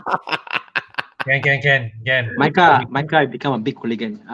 But yeah, I what? I just thought of a scene. What? If you can't get pulled over in a Jahat 6, I think they'll let him pass. If Thana get pulled over in Jahat 6, I think you get caught by. Bro, I go to police blocks all the time with the sign, and they pass me. Never once they stop asking what is it. Never once. I no, imagine, right, of all the people who get stopped, right, is HP Tan. Yeah, exactly. Yeah. So Hey, you know, HP, since you're watching, right, can you help answer Emilia? Is it worth to get Lexus IS at the current price? Thanks, HB. Since you Lexus man, ma. Or if you Mm. want to sell your car, right, then got ready buyer, lor. Mm. the E46 is one of those cars that you got to go big or go home. The 2.0 it's fine, it does comfortable, quiet, it's okay. You got to go when you go to the bigger engine, then you really feel that the 3.0 is fantastic. The M54 is fantastic, the 2.0 is okay, I guess, but for what you pay for road tax and all that, do your maths, how much you want to pay for and what, Yeah. Apa lagi questions we have? Mamma mia. Okay, let's take this guy. Okay, short answer, I would say go for the G20 because you are already driving an F30. Yeah, you want to try the B48 engine, but you're going to the same cabin. So if you can hold up for the G20 and then go for a G20. I would say we should try a 5 series lah. Oh yeah, that makes sense too. Because I mean, for you, if it's an issue with pricing, bro, even an F10 for you will feel different, Yeah. I would say don't stick to the 3 series, you had the D Yeah. for a while. Actually, you're right. You just go for a 5 series, and you will enjoy the experience much more. The problem with the F30 is it's just so noisy. I mean, I'll give you a comparison. You were driving the Ford Mondeo, went to Penang and back over Saturday and Friday, Saturday. And we were saying how much quieter the Ford Mondeo is than the F30. Ford Mondeo versus F30, you must put some money into the car to make it quiet. F30 isn't quiet. You are lucky because you got the diesel, so got sound, so you don't really care what sound is what, you live with it. The moment the engine is quiet, then you're like, why got wind noise? A-pillar. What sound is that? Yeah, actually, yeah, Tana is right. You should consider stepping up to a 5 series. Yeah. Unless you love the 3 series, then fine, go for it. Go and see Desmond, Autofoam, and get some proofing, and the car's fine. I mean, my car's gonna go there if I keep it. But yeah, or the G20 to drop price, I don't know how long to wait. I mean, my philosophy is buy today, live today, forget tomorrow. Don't wait something to drop. You never know what might drop. The price is something else. Today maybe price. Yeah. Well, Emilia, if you're still watching, HP has his answer. I'm not sure what he meant. Os Frudu Unforeign. Google up whatever that means. If you come from Japanese, must speak in the HP accent. Emilia, if you come from Japanese Malaysian car, then go for it, law, new experience. If not, If then not, just go all go through the Fruit and foreign law, no. which means BMW lah, right? Yeah, yeah, yeah. Os Fruit Unforeign. Oh, what is that? I have Oh, no cheer idea, and bro. buzzer. Oh, Idiot. sheer driving pleasure, right? Oh Os my Fruit gosh. Unforeign. Oh my gosh. Wow, HP, you really always never cease to amaze me, HP. Os Fruit Unforeign. Yep. Okay, That is okay, we what it get you. means. Okay. So what else? Whoa. E300 for me. E300 lah. RC is 4 series range, right? RC is a 4 series C class category. E class lah for sure. Hmm. I like E300. Yes, I like.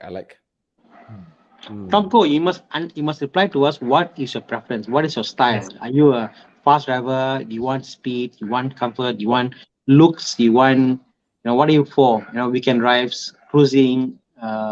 Just give us more context, like Yeah. But I think just for cruising sake, right? Yeah, E300. E300 Yeah, yeah. GT Cruiser E300. It's a E300. baby Bentley, bro. Close eye. Yeah. Go for it, man. Okay. Got question here. 2.0 718 Cayman or 3.0 A90 Supra or BMW M2 competition. Wow. M2 competition lah. M2 competition lah. Actually, the Supra is a good buy. I'll go for Supra. Supra, the B58 is nice. Yeah. Yeah. Funny, yeah. I'm both a fan of Porsche and BMW, but in this case, I'll pick the Toyota. fake So you- BMW. I knew it. Fake Okay. BMW. You see, this is interesting debate I have. I had conversation I have with a friend also. He's also he's a very keen driver lah. Again, X-Rich driver and couple. But we talk about the problem about Porsche, especially in this 718 is the competition has so much character. The M2 and the M2 right and the Supras, there's so much character. It makes it yeah. It's like it's too the 718 is too nice. Like it's too yeah. Yeah, 718 is actually very accomplished. It is a very accomplished car. But when sorry? But it's also there's a very clinical feel to the car, There's a very The lack of the NA sound becomes a bit, but no doubt it's fast fast as hell the 718, right? Yeah. The 2.0 will keep up with those two in curvy roads yeah. But yeah, I think Supra is a great choice. M2 Com would be my choice actually because I just like the look better. It's less agile than the Supra. You have to negotiate the weight, but it's fun You have to negotiate with the car. Yeah. Speaking of which, by the way, Chiang, do you have a picture of my M2 competition?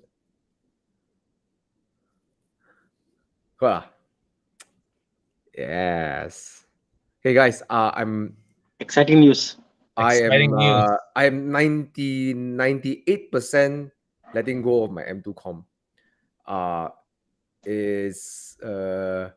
won't explain the reason. There's no time for it. But I'm letting go of this car for financial reasons. Okay. Making space for something else. Okay. But it's a step-by-step progress. I'm letting go for 268. But here's what you get. Full PPF. Coating is done. Thomas, did I hear you correctly? How much? Yeah. So you're 368. Hey yo. But so with a caveat, if everything falls through tomorrow, then it's a yes. There's one more hurdle to go through, but it's 98%. Full PPF done. What else? I got steel braided hose from hell. I got endless MX72.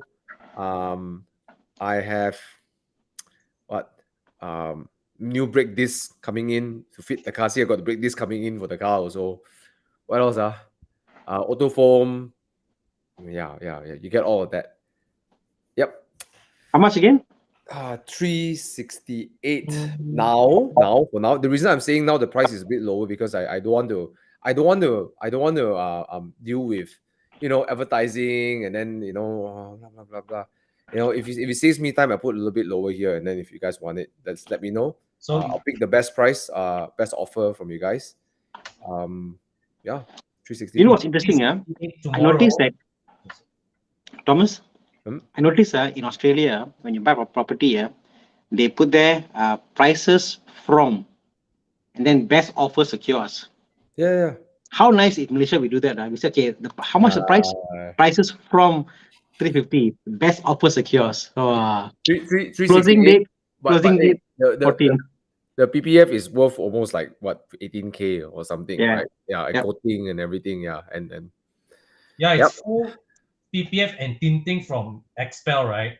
But you got to rip out the tint when you sell the car lah. But You PPM, have to rip you out have only the front, correct? Yeah, the front and side. Yeah. You just do back the front and side only low. The front is the most expensive con. Yeah, front is more The expensive. front is the most expensive. But the thing is that Thomas done all the work already. What is doing a tinting, man? You don't But even when you buy a recon car, you probably change all the fluids in the car. I already changed all of it. The oils changed every 5,000 km. Tires are still 50%. Don't know why I'm so good with this car tire. I never burn more tires on this. And you recently renewed the extended warranty, right? No, it's still going on. Extended warranty is still going on. Yep. Yep. Let me know if there's an offer. Yeah. Okay, done. M2 competition going. Congrats, Thomas. Thank you. Congrats. Thana is like, I knew it. You know what? You know what? Wait. All I want to say is I win the bet against Bobby. I said around May, now it's April already. Bobby said August, I believe. So I win the bet. Okay, I bet there's a show somewhere here. If you look at the show here, a few months back, I said confirm May will sell the car. See? Got buyer already. Buyer already. Just contact me at Thomas Yap Official on my Instagram, DM over there. Right? Yeah. I mean, look, if you go out and buy a Hockenheim Silver M2 Com 2019, you're looking at 370 all the way to 390. Okay? Plus, when you buy these cars, you change the fluids. There's going to be another 2K plus, blah, blah, blah, blah, blah, and the rear axle fluid, gearbox fluid, blah, blah, blah, everything. You're gonna change all of that. That's going to be entailing at least another 2K, right? Tires, we might have to change that, might not have to change it. But I'm giving you new brakes, new brake pads, new brake fluids. So there's a lot of savings plus the PPF which is around 18,000 So I know is for everything included is lower than it is I understand that most are unread, so you can get better loan rates. That's why I lower my price a little bit so that you can have all of this, right? Okay. So I put a note there. You can also contact us on our admin page on Facebook. Contact us and we can put you in touch with Thomas. Okay? Yes, I prefer not to have my phone number blasting out here. So just drop us a DM at Horizon and then we stay in touch. Thank you. All right. Okay. Wow. That's done. Wow. It was easier this side than I felt. I was like, I'm gonna sell my M2 Com. Bro, can I try M2 Com? I haven't tried yet, bro. Can. Thomas is a very generous man. Bro, the M2 Com is a bloody hooligan way. The engine combination with that chassis is a hooligan way. Better try it before somebody puts a booking on it. Later, Thana end up buying my M2 Com. Well, good lah. He's like, everything works in this car. Nothing to fix. I don't want to buy. Reject. Cancel deal. That's when Thana sell the car by August. Hey, you know what? Today we didn't mention Santa Fe, or Sorrento. The show isn't complete lah. So yes, you're right. Thomas is selling his M2 to buy a Santa Fe finally. You're right. Congrats, Thomas. Yeah. Spot on, Brian. Yeah. Wait for the video. Next one, Thomas. Tada! I bought a Santa Fe. Then Tara said, Thomas, don't. I bought your Fiat Multipla. Oh no, way. Yeah. Okay, let's move on to answer some consumer questions. Over here, do we have any more questions, guys? Just answer. So ask your questions away. We'll help you.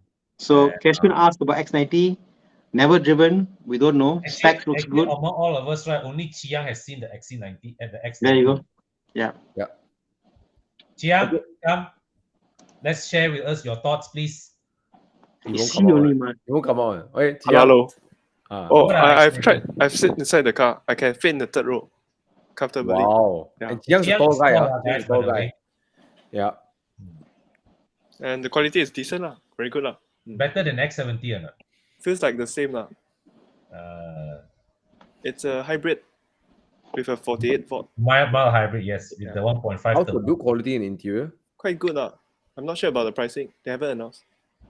They will announce soon lah. Oh, they're teasing. Yeah, they are building up the hype. Nice. But I'm sure it's very competitive for the pricing. Confirm competitive. Yeah. All right. Thanks, Chiang. Anything else? Okay. Okay. He just goes away like that. For Fong, okay, if you want to upgrade your sound system, I would recommend that you try these guys called Eurotuner. Go find them on Facebook. So the interesting thing about the G20 and all the BMs of the generation is apparently a lot of the sound system is actually in the car itself. Just need to activate. So like for example, so it's a lot of activation code. So I think first and foremost, go to your G20 user forum. Okay, there are a few guys there who do tuning and they actually activate and deactivate certain modules in the car.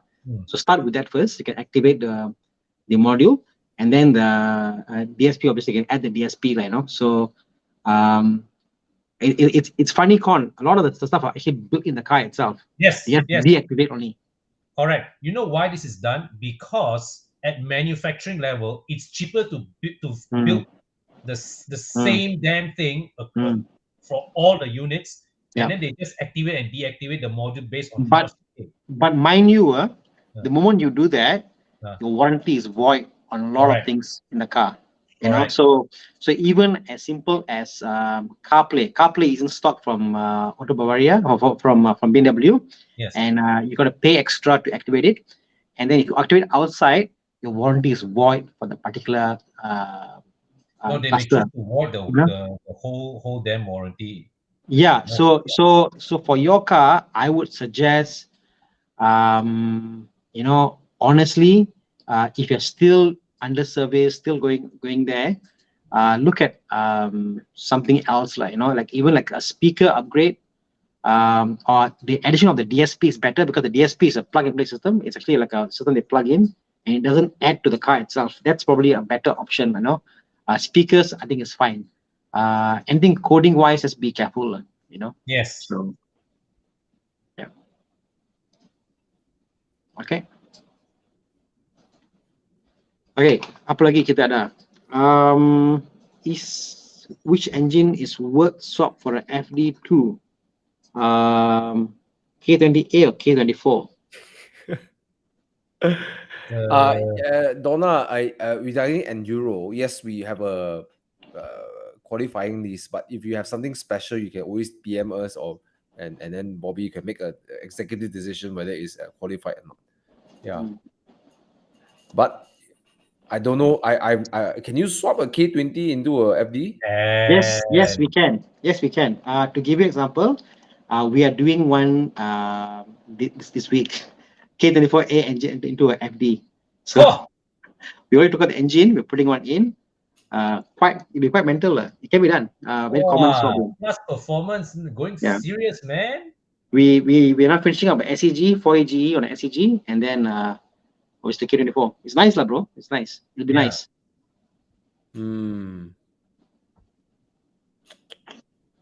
Okay. Jeff Koo is asking, what do you think about the CX-5 2.0, 2.5 turbo as a daily car for wife and family weekend car with one baby? All right. Is it reliable, the 2.5 turbo, or would you recommend the 2.5 NA?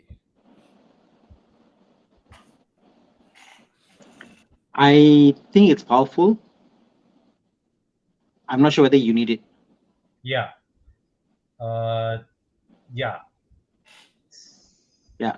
I'm not sure whether you actually need it. Like, It doesn't make it more efficient, doesn't it? Yeah, The, the CX5 is perfectly okay as a 2 liter. Yep. Perfectly fine.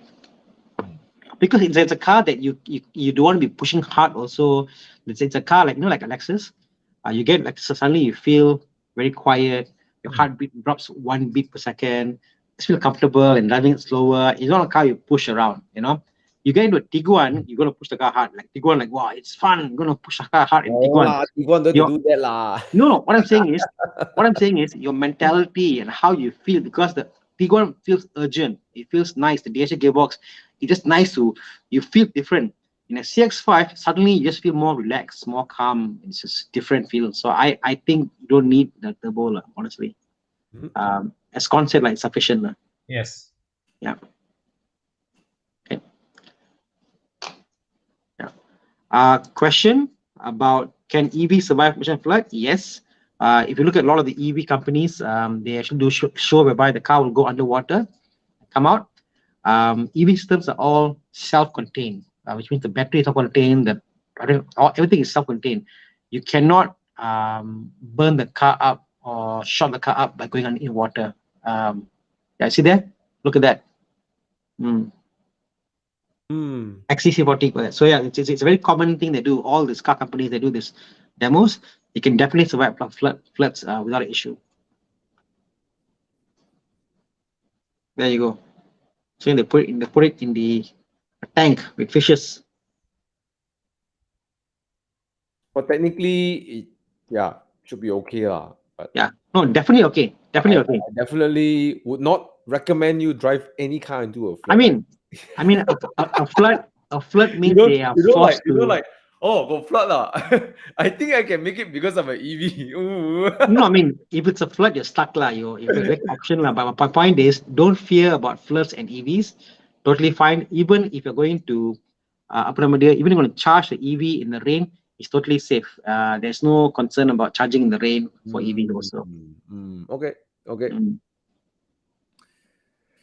Funny thing, that day somebody asked me, I was at the car wash, asked me, hey, because a mini EV came, So somebody's telling us, hey, EV can wash one. I say, hey, EV have to drive under rain one, of course can wash lah.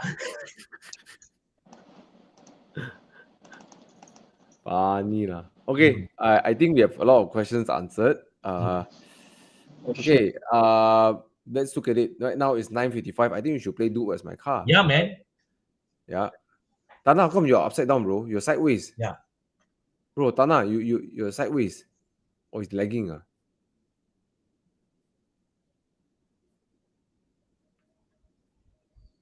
Thana is like sideways way. Yeah, man.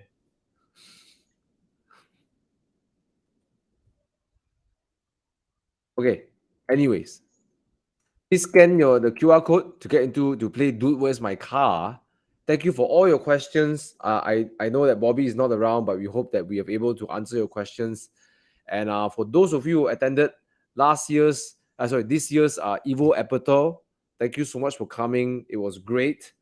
And yes, Bobby is in his new 996. Yahweh, this came out of the blues, man. Yeah, cool, man. Yeah. Damn awesome, eh? Yep. All right, so let's scan. Come on, 27 people scan only. Scan the. Hey, got 238 of you, only 10% scan. Wait, you guys talk first. Where's my phone? Shit, I want to scan also. I also scanned already. 3 rounds. Okay lah. While we wait for Thomas and Thana, I will just take whatever questions available here. Okay, Karthik. Between these, I would. Okay, what is your definition of all perspectives? Right. The Harrier is probably more practical, but if you're looking at something more to feel more upmarket, of course, is the Volvo C40 for me lah. Wait, the Right. question is blocking the Yeah. QR code. Okay, come, let's play Do As My Car. Yeah, man. All right. Thank you, Thana Jin Sui. okay, Jin Sui, how come I never see you, Jin Sui? Who, me? No, the Jin Sui, the Theophilus. Yeah. Yeah. Yo, Bobby. Hope you're enjoying your holiday. Yeah. Okay. 3 rounds today only. Where's Thana? Okay lah. Come, let's go. Why don't we wait for Thana? Yeah. Yeah, wait for Thana lah. Yeah. Wait for Thana. Can we drop the link so that everyone can also oh yeah, it's there. It's host etc.cheh2 ehs2 jl. We're gonna can you see that? Where? Because I can't see it. Yeah, here. There you go. https etc.ch/eh2. That's one other way you can join this. Oh, okay, yeah.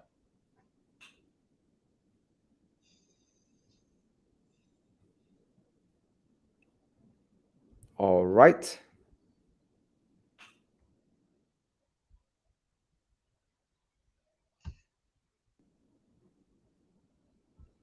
Okay, I've seen people done this before, Gordon. Okay. Logging back on my phone. Okay, let's see if there are other questions over here to answer. Kind of awkward waiting for Thana like that. Yeah, man. Okay, Bobby is going to join us in Do As My Car. All right, why don't we just go first and then Thana will join in a bit, right? Hey guys, I'm here, but you Welcome can't see my back. video. Video is the issue. I'm waiting for my phone to reboot, so for camera purposes. Okay. But We I have got my a voice audio here. there, so I'm here in audio. So Yes. carry on. Great. Let's do it. Let's do it, guys. Okay. Let's go. Come. What's the first car, bro? I got a feeling it's gonna hurt you, Thomas. It's gonna be about M2 competition. No lah, look Honda, bro. Oh, Honda. Whoa. Ini Big K car lah, tech, K car lah. Ini, look at the Ayo. there you go, Aiya. S660. I'm not a fan lah. Okay, what else? Oh, Fiat 500. Fiat Multipla is Mamma Mia. Wow. Easy, it's an Yeah. easy choice. Easy. Yeah. Fiat 500. Fiat 500, Okay. man. Go for it. Anybody here. vote Honda? I want to see who vote Honda. Okay, I think the Honda drives better, Really? but the Fiat is a Fiat. The Fiat is cooler lah. Come on. Yahweh.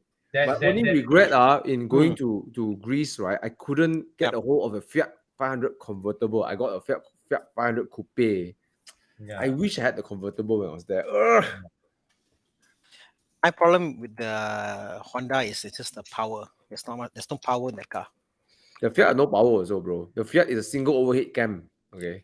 Honestly lah, you can put a 2-liter engine in the Honda. I would still choose the Fiat in this comparison. Yes, because it's a Fiat. It's 500. just a cooler car. Yeah.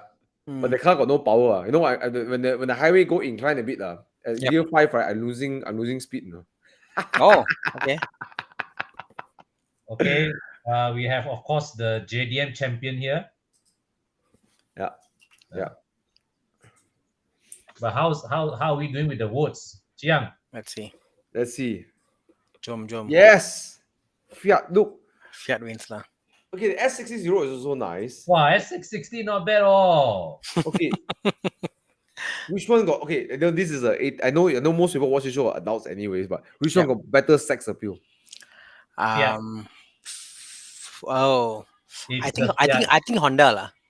No Are you lah. sure? Fiat lah, If I was a guy driving a car, I'd rather be seen in a Honda than the Fiat.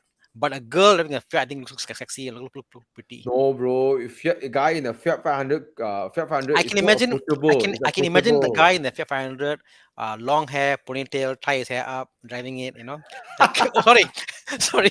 Look, Bobby, Joe, Fiat has more sex appeal than so, so my wife's overheard, so she's laughing.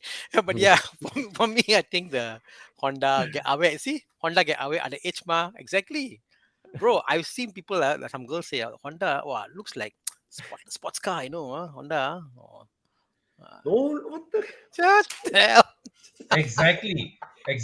The question I will ask is, if you were to go out and as a guy, like if you were to go out and tackle girls, right, which car do you think you are more likely to get laid with, the Honda or the Fiat?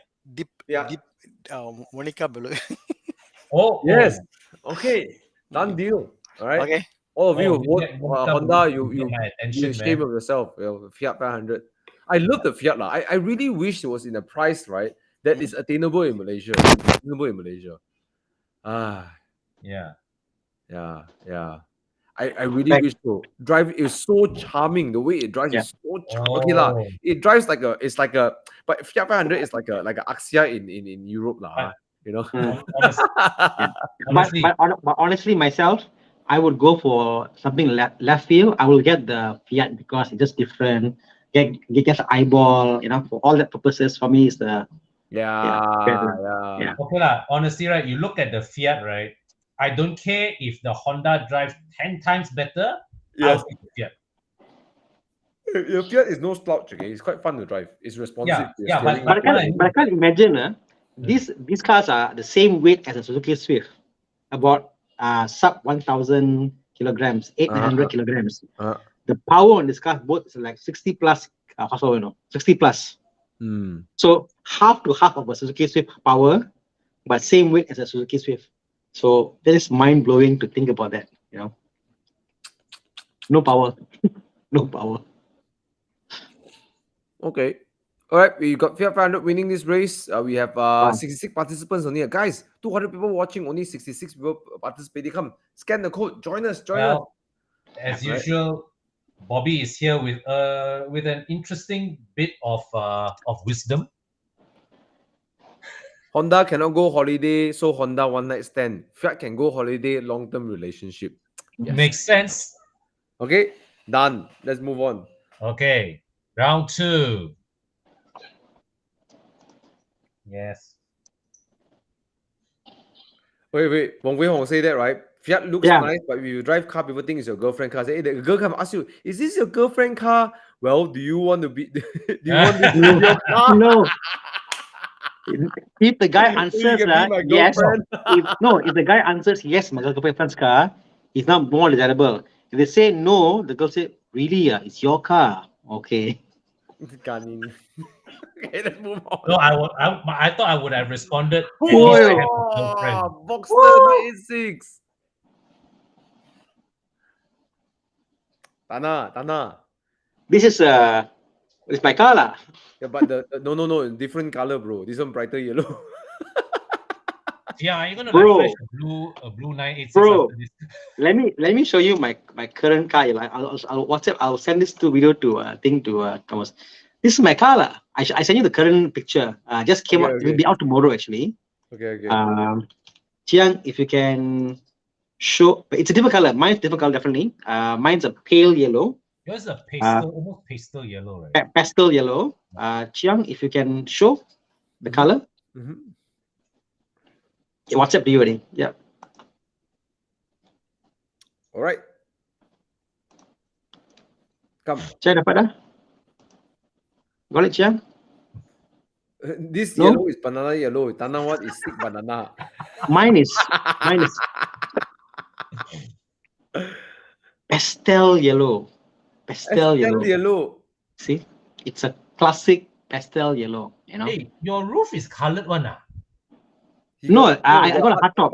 Oh, okay. Yeah, so there you go. So it will be different, So yes, going back to the question, my Boxster manual or next beautiful Beautiful, isn't it?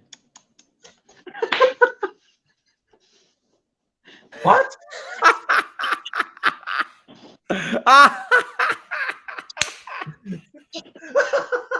What the? You really do out Thana, huh? Hey, Jiang, but it's as look at his face. But you know what, Thomas? I'm surprised. Wait. I like the 986.2 because Thana is sitting there, you know. Looks like Wow. Wow, it's actually 50-50, ah. Come on lah, manual for the win lah, bro. Manual lah. Huh? Which car should I keep? The manual or the problem auto? is, bro, that car got so little power. The torque converter is robbing the power of the car. Okay? No, Thomas, I tell you, the 0.1 gearbox is rubbish for some reason. The point gearbox is so much better. It drives very well. It drives very high. It keeps the revs. I don't know why. So, but yeah, you know, as Bobby said,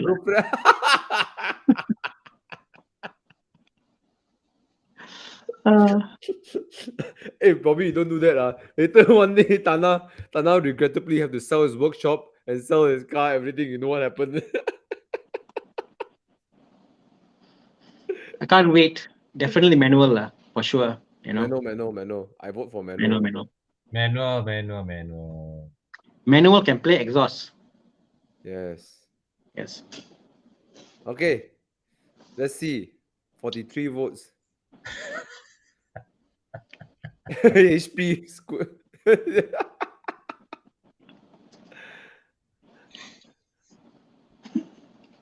Happy wife, happy life. Yep. Done. All I can say is done that, been there, done that. You know, no, bro. Too much info, bro. It's just too much info, bro. See, I want to know who picked auto. That's my question. Yeah. People Hams Up boys like Bobby who needs auto. No, but honestly, the automatic, I have a feeling that after the 0.1, the gearbox improved a lot. So now I've driven the 986.1, 0.2, 986.1, 986.2. I've driven a lot, and I'm amazed how much different the cars are one to one. It's very different. Very different. You know, I just observed that Thana, right, when it comes to owning a specific car, right, he doesn't stop at one of the same platform. Yeah. Two Everest, 2 Fords, and I think two. You have 2 Everest, Once upon a time, long story. What the heck?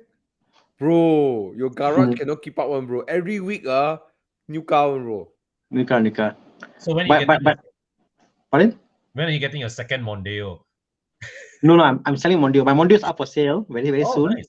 Because last Friday my T3OE is ready. I supposed to collect. I wasn't ready. I wasn't in KL. So I'll be picking up my T3OE very soon. Once I pick that up, the Mondeo is unfortunately going for sale. I'll be sad, but yeah, it's for sale, you know. I've already got people are interested.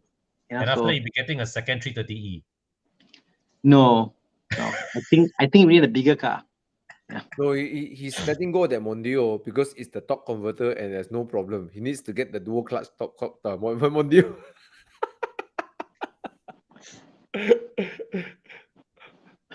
Hey, Chong Jing Eung, he said get manual, let the wife work the gears. I think we should get a multipla, right? Thana will drive the car and I will handle the clutch. I will handle the clutch and the gearbox. Bro, there's a video I put on the video on TikTok. I was driving my Polo GTI. My son was changing the gears on the Polo GTI manual. I taught him how to change gear. So first gear, second gear, you know. So 6-year-old boy taught him how to change gear. So yeah. But the multipla is different. I can put my leg in the clutch compartment there, and I can sit in the middle and change gear. You know. So you drive the car. I'm changing gear for you, bro. Your car is automatic, bro. I become your automatic. We may change the wrong gear. The wrong stick. Oh, dang. Correct? Do you want that, Thomas? Do you want that? No, you said that. What the? Maybe you want that. Maybe that's the reason why. You talk about that. I'm talking about the manual box, bro. What are you talking about, bro? Okay. Let's Thana go to the thinking next soup question. gearbox already lah. I Round think. 3. Yeah. Okay, so the winner is the manual. Okay, let's go to round 3. So all majority people like to play with sticks. Okay, that's what Yep. it means. Oh, 360. Yes, 360 Moderna. oh, spider. Spider. Oh, okay. What's next? Oh, Porsche. It's a Porsche. 996 Porsche. wow. No fight lah, bro. No fight Oh, lah. 360 Spider. No fight lah. Yeah. Sorry lah. 336 it's a 360 lah. No fight lah. Yeah. Uh, yeah, Bobby, no lah. This one I'll get at 360, Bobby. 360, no fight lah. What to do? Gao your boss, fire Gao you Jiang.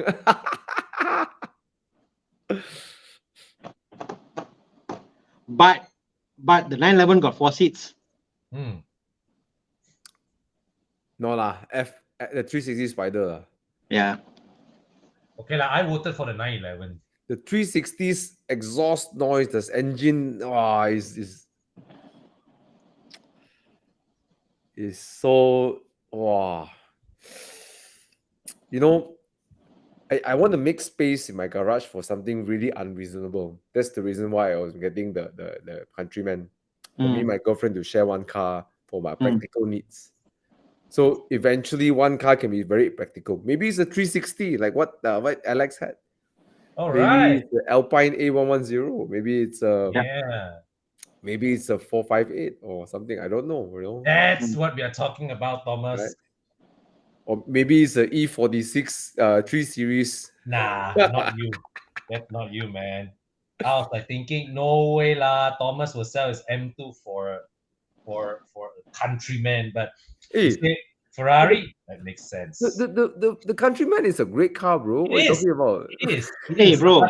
The Santa Fe is a great car, bro. Exactly, bro. You want to compare? Santa Fe is a better car than my Countryman. Yeah. More space, more label, safe fuel, diesel. You know what No I like problem. about the Countryman now is when if I drive up to Genting, people will say, "Hey, bro, I got chased by a Countryman, bro." I got chased by a Countryman. You know how funny that sounds like? Yeah. Anyways, 360 Spider.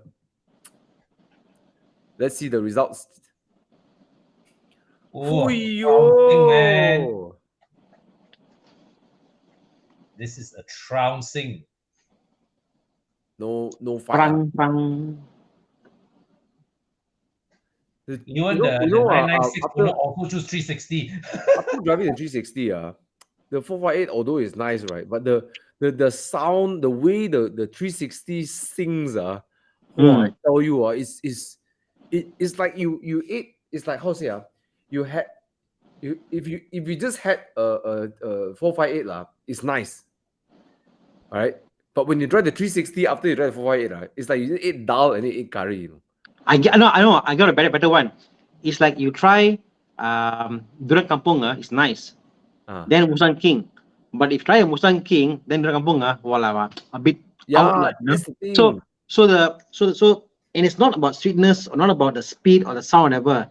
It's that vibration and all that thing you get in the car. You know? So I sat in the car and so it's quite amazing. It's crazy, bro. Very, very visceral. What is this Max Low saying? Mara Sharapova. Why? Maria Sharapova. Get chased by Santa Fe sounds more better. True. Bro, you saw that? What happened? I got chased by Santa Fe, bro. Evo driver, Diesel, you know. Evo, Diesel, you know. Yeah. Mitsubishi Evo driver say, bro, I got chased down by Santa Fe. There you go.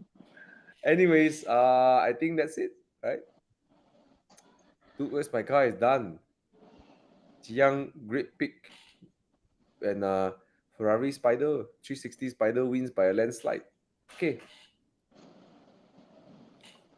Interesting. All right, guys. Thanks for watching. yeah, I think that's it, right? That's it. I had a lot of fun, guys. So if you did, please give us some love, some likes, right? Yeah. See you next Monday. Anything else you guys want to say? Yeah. Oh, I'm about to hit 10,000 subscribers. I'm now at 9,000 something, 9,800 something. 100 more subscribers. So I urge all of you here, Right. if you can, Let's do it. Hey, those Let's of do you it who this please, have week. not Let's do subscribed it by to let's see tomorrow. if in this call we Yeah. can make it happen. Yeah. Make me 10,000, guys. I will. It'll mean a lot to me. I'm now at 9,000 something, 8 or 700 right now. So Oh, that's a help nice me out. tower image, man. Yeah. So help me out. Hit a bit more, and I'll hit 10,000. So if you haven't subscribed, go my channel, subscribe, and leave a comment down. What should I improve on? What to gain? What to make different? Just go ahead and comment. Want to hear from all of you. I have just one feedback. Keep up the awesomeness, and you'll be great. Anna, you should do more crazy contents like I fixed this. You know how this American you guys are they take these cars right, they gonna accident like Bro, no, fix bro. it. I was watching Matt Armstrong yesterday, and I was inspired. That's what I'm saying. I was and I want to do something like that. I want to get a real project car, Matt Armstrong, and I want to really build up and go with the audience and show the process of building up and how we can do and do that. So I'm thinking about a project. I'm just thinking what platform to do. Something more fun, lah. It's just something crazy, like, But yeah, I want to get into that, lah. You should get a GT86 that kena accident and then you go and like buy it for dirt cheap, right? And make the car into a freaking drift car, Okay, I'll talk to you after this call. see if you can be my investor or not. It could. But yeah, bro, I show you the picture. You might think like, wow, Thana, you might want to get this, like, it'll probably be crazier than any car you've ever driven.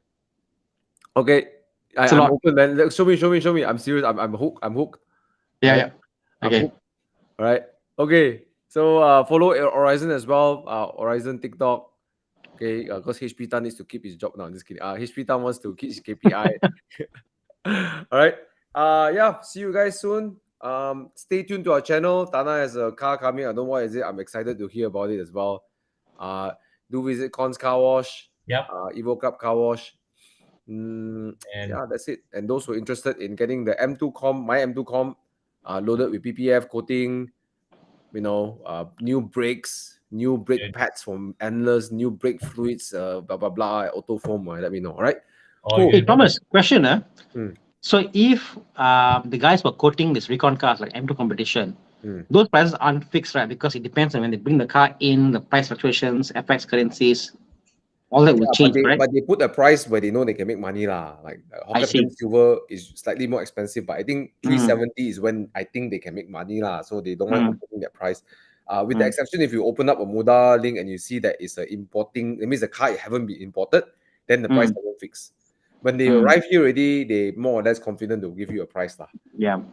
I think also the fact the car is here, running on the road, and a bit more confidence, buying a car that's already there, it's done up. Like in your case, we'll call, you do all the fluid change. You've driven the car back and forth a couple of times, up Genting. It's been tested, proven, chop sirim, 100% very good. Thomas approval, Thomas approval. Check out Thomas channel. You can see the work he done in the car. Driving up Genting. It's been on the track and it's great. It's a very strong, reliable car. And it's the only thing is that I'm not driving it like I'm not using all the 6 cylinders all the time lah. Actually, most of you guys would not know this, but my M2Com is everyday go grocery shopping, go visit friend, go workshop. It's the car doesn't go above 2005 most of the time. So I'm like, I'm an overkill for his daily car. And then when it comes to Saturday, right, time to go weekend drive. M2Com or Spider. I've been driving the M2Com the whole week. Spider lah. So I understand. Yeah. So it loses that spark. But for me, it's a great car. Just for me, because it's my daily, I kind of lose the spark. If it's only one car, I won't sell the car. Yeah. Fair enough. Fun as hell though, that car. Yeah. Goosebumps. I remember watching. I just watched back my first time I drove the car of Genting, and Con said I never knew someone can smile from the back of the head. So okay, all right, guys. Time to say good night. Okay. Cheers, guys. 10:30 already. Cheers. Thanks for Cheers. watching. Take care, guys. Subscribe to our channel. Bye. Subscribe Thana. Make Thana 10,000. Yes. 10,000. 10,000. Okay. Good night. Bye. Yeah.